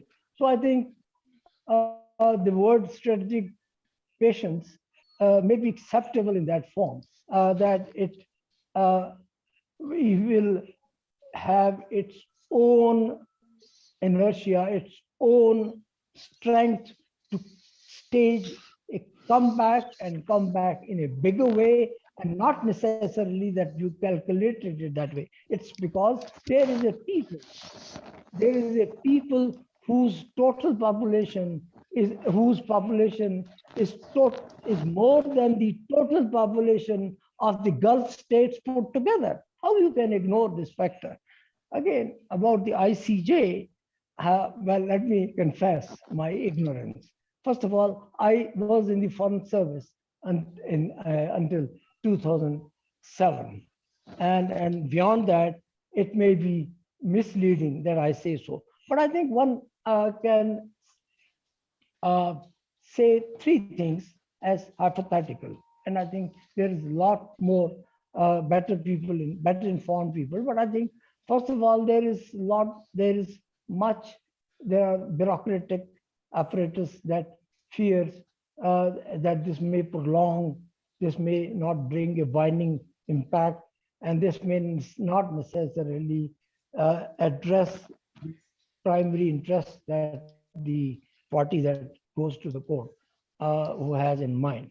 And I think such fears may be erroneous, but they are based on a skeptic view of the format that existed for the 1949 resolutions. Who has come in first, who has gone later on. And therefore, one thing you start doing can end up what they call cat's paw. You start one thing, but you end up with another thing. So I think there was more careful, let me put it that way, than they should be people in the arena. And therefore, I think they we also had interests from major power players in the world to look at things from the broader global strategic dimensions, in the sense that if one of our friends would like to uh, strengthen a camp to contain China, for example, just an example, say, then from that matter, Indian hands should not be leading. This is the right or wrong way of putting things, but a logic looked at, and therefore there would be pressure on Islamabad to calm down. And this could be one good or bad explanation of sorts. But certainly the way the pressures do exist and continue in this period of flux, and I think there would be something closer to that what I'm saying. So having said and heard all what has been said, I must thank Ramu for this spotlight of the day, because I think we have learned a great deal from the scholarly discourses to start with, and then from the representatives who spoke on behalf of their own constituencies. I think a great illuminating, and I must congratulate the organizers and such other Kashmiri groups abroad, because they have not allowed any shortcomings in the flow of information. They may not have been able to create that kind of receptivity. But then, of course, thank you so much for your patient hearing. And I lost track of time, but I know that Mrs. Shamim Shah is on the list of speakers, and I shouldn't be really taking more time. Thank you so much. Well, Ambassador Arif Kamal Saab, very grateful for that ambassadorial presentation, to be quite honest, and a very balanced presentation. You have given us some insight on my two direct questions. Very grateful for that, sir. I think today I have learned a bit more from you on the Foreign Office's positions. But 2 points that additionally I would wish to make. Strategic patience may be good idea, but to be quite honest, that strategic patience is exhausting Kashmiris, and IOJNK and IOL now, the way, the speed with which government of India is moving, you may not have very many Kashmiris left there. So that's a matter of great concern. And as Dr. Ishtaq Sahab pointed out, we have to raise our stakes. Indian stakes have to be brought down. And for that, I think ICJ and the like or the proper forums to raise our stakes, to be quite honest. But thank you very much, Ambassador Kamal Saab, for that wonderful presentation. Ambassador Saab also raised the issue of Mrs. Shamim Shah. Unfortunately, she has not been able to join us. We would have loved to have her here, but somehow she was, because of the internet problems, she has not been able to connect through the system. But it's very nice to hear from our very dear friend Frank that she has been awarded a journalist. What is the award exactly, Frank? Sorry. It is the European Female Leadership Award. European Female Award has been given to her, and which will take place somewhere in September. Am I right, Frank? The 1st of September in Brussels. So congratulations. I'm sure you will all join me to congratulate her because of her very endeavored persuasion on Kashmir issue, on women's issue, on children's issue, and on top of that, of course, on widows issue. Professor Shawl, I hope you are listening. Please do convey her our congratulations, and please do convey to her that we really missed her on this webinar. Would you like to say something, Professor? Thank you, Barrister Trumbo, and thank you all the participants for their best wishes. I would just mention one or two things. First of all, I would congratulate all of you for your excellent presentations. The second thing is that I would specially mention Dr. Ishtiaq's name, because he has placed before us cut through ideas about how to move forward, and he has endorsed the OKC perception that Kashmiris need some immediate relief, and this relief can be given by taking this issue. The issue is very serious, because what is to be challenged is that Kashmir is a UN mandated disputed territory, and whatever India is doing or has done in Kashmir is unilateralism, and this unilateralism is unacceptable, and this should be unacceptable to our friends in Pakistan as well, and therefore it has to be challenged in every forum. Especially we must all join our heads and hearts and convince the state of Pakistan to take this matter to the International Court of Justice. This is I think the need of the time, and whatever is being said by Ambassador Arif Kamal as well is that Kashmiri's right to self-determination. This needs to be understood. Kashmir's right to self-determination, any talk on it is non-negotiable. This right is our inherent right. This right is our inalienable right, and this right is to be provided to them, and we will strive for it as long as we can. So I think the whole discussion that has taken place, different aspects have been discussed. Professor Ronka has also discussed one of the dimensions. Frank has also enlightened us with his views, because he always does that. And Claire has also very nicely referred to the efforts that are being made. And I congratulate Claire as well for the campaign that she has started with regard to 5th of August. And I think we need to discuss some joint program for 5th August, because 5th August is the blackest day in the history of Kashmir, and we need to stand up. We need to stand up with our people, and we need to raise the level of awareness and at least advocate to the world that don't make us the victims of geopolitics.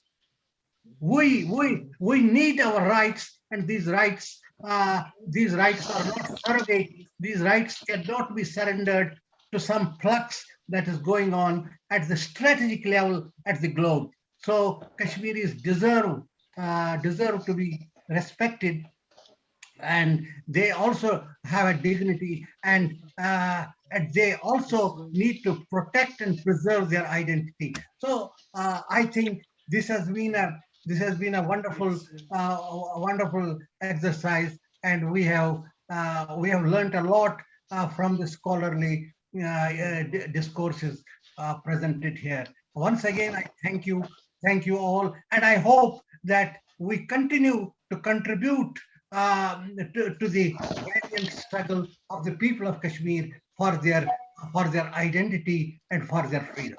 Thank you very much. Thank you, Professor Shaw. Professor Shaw touched on 5th August. Indeed, there would be quite a big moment all over Europe and everywhere else in the world by Kashmiri organizations to register their protest for the very much illegal situation that was raised by India on that day. I would ask Frank, we have to have some kind of situation developed on 5th August in Brussels. Perhaps you will give it a thought to it. Maybe some kind of a thing we need to do at the press club.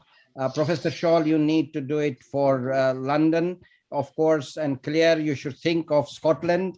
I would think, and indeed, in Geneva, outside the United Nations, International Human Rights Movement is an organization which is headed by Rana Basharat Ali. He is holding a rally from the old United Nations to the new United Nations building in the morning on 5th August. In the afternoon, he's having a demo there. And in the late afternoon, he's having a seminar in the press club, most probably in the press club, Geneva Press Club. And of course, with having discussed with Professor Shaw, Organization of Kashmir Coalition will be partner in those activities in Geneva. So Geneva, Brussels, London, and of course Scotland. I don't know where exactly Claire will do it. Will have some kind of protest registered in all the places, and I'm sure everywhere else. Finally, I have a very personal request to all the speakers. If they could please forward me the bullet points of their presentation, which is always helpful in finalizing the report. That will be very, very well, in a way, a sort of an assistance to me, and I will accordingly prepare the report. Finally, of course, I thank you. The thanks is not enough. I am very grateful to all of you, Professor Ronka, Joe, Professor Shaw, Shal Sahab, and of course, Ambassador Arif Kamal Sahab, of course, then Dr. Ishtiaq Sahab. We had some wonderful days here, and we used to visit him at the Oxford University. I cannot forget those days. I'm very, very delighted you put the light on. I couldn't see you earlier on, but now I could see you, sir. But Ishtiaq Sahab, I still cherish those days. I'm sure Professor Shaw also cherishes those days when we would visit him at the university, at Oxford University. And Claire, to you, very, very, very grateful to you. And Frank, you are a comrade and always have been a comrade, and you will always be there for us. With these words, thank you very much to all of you, and let's go back to work. Thank you very much. And I'm sure we will be soon back. I'm grateful to you, all of you. Thanks. Thank you. Goodbye. Thank you. Thank you. Bye.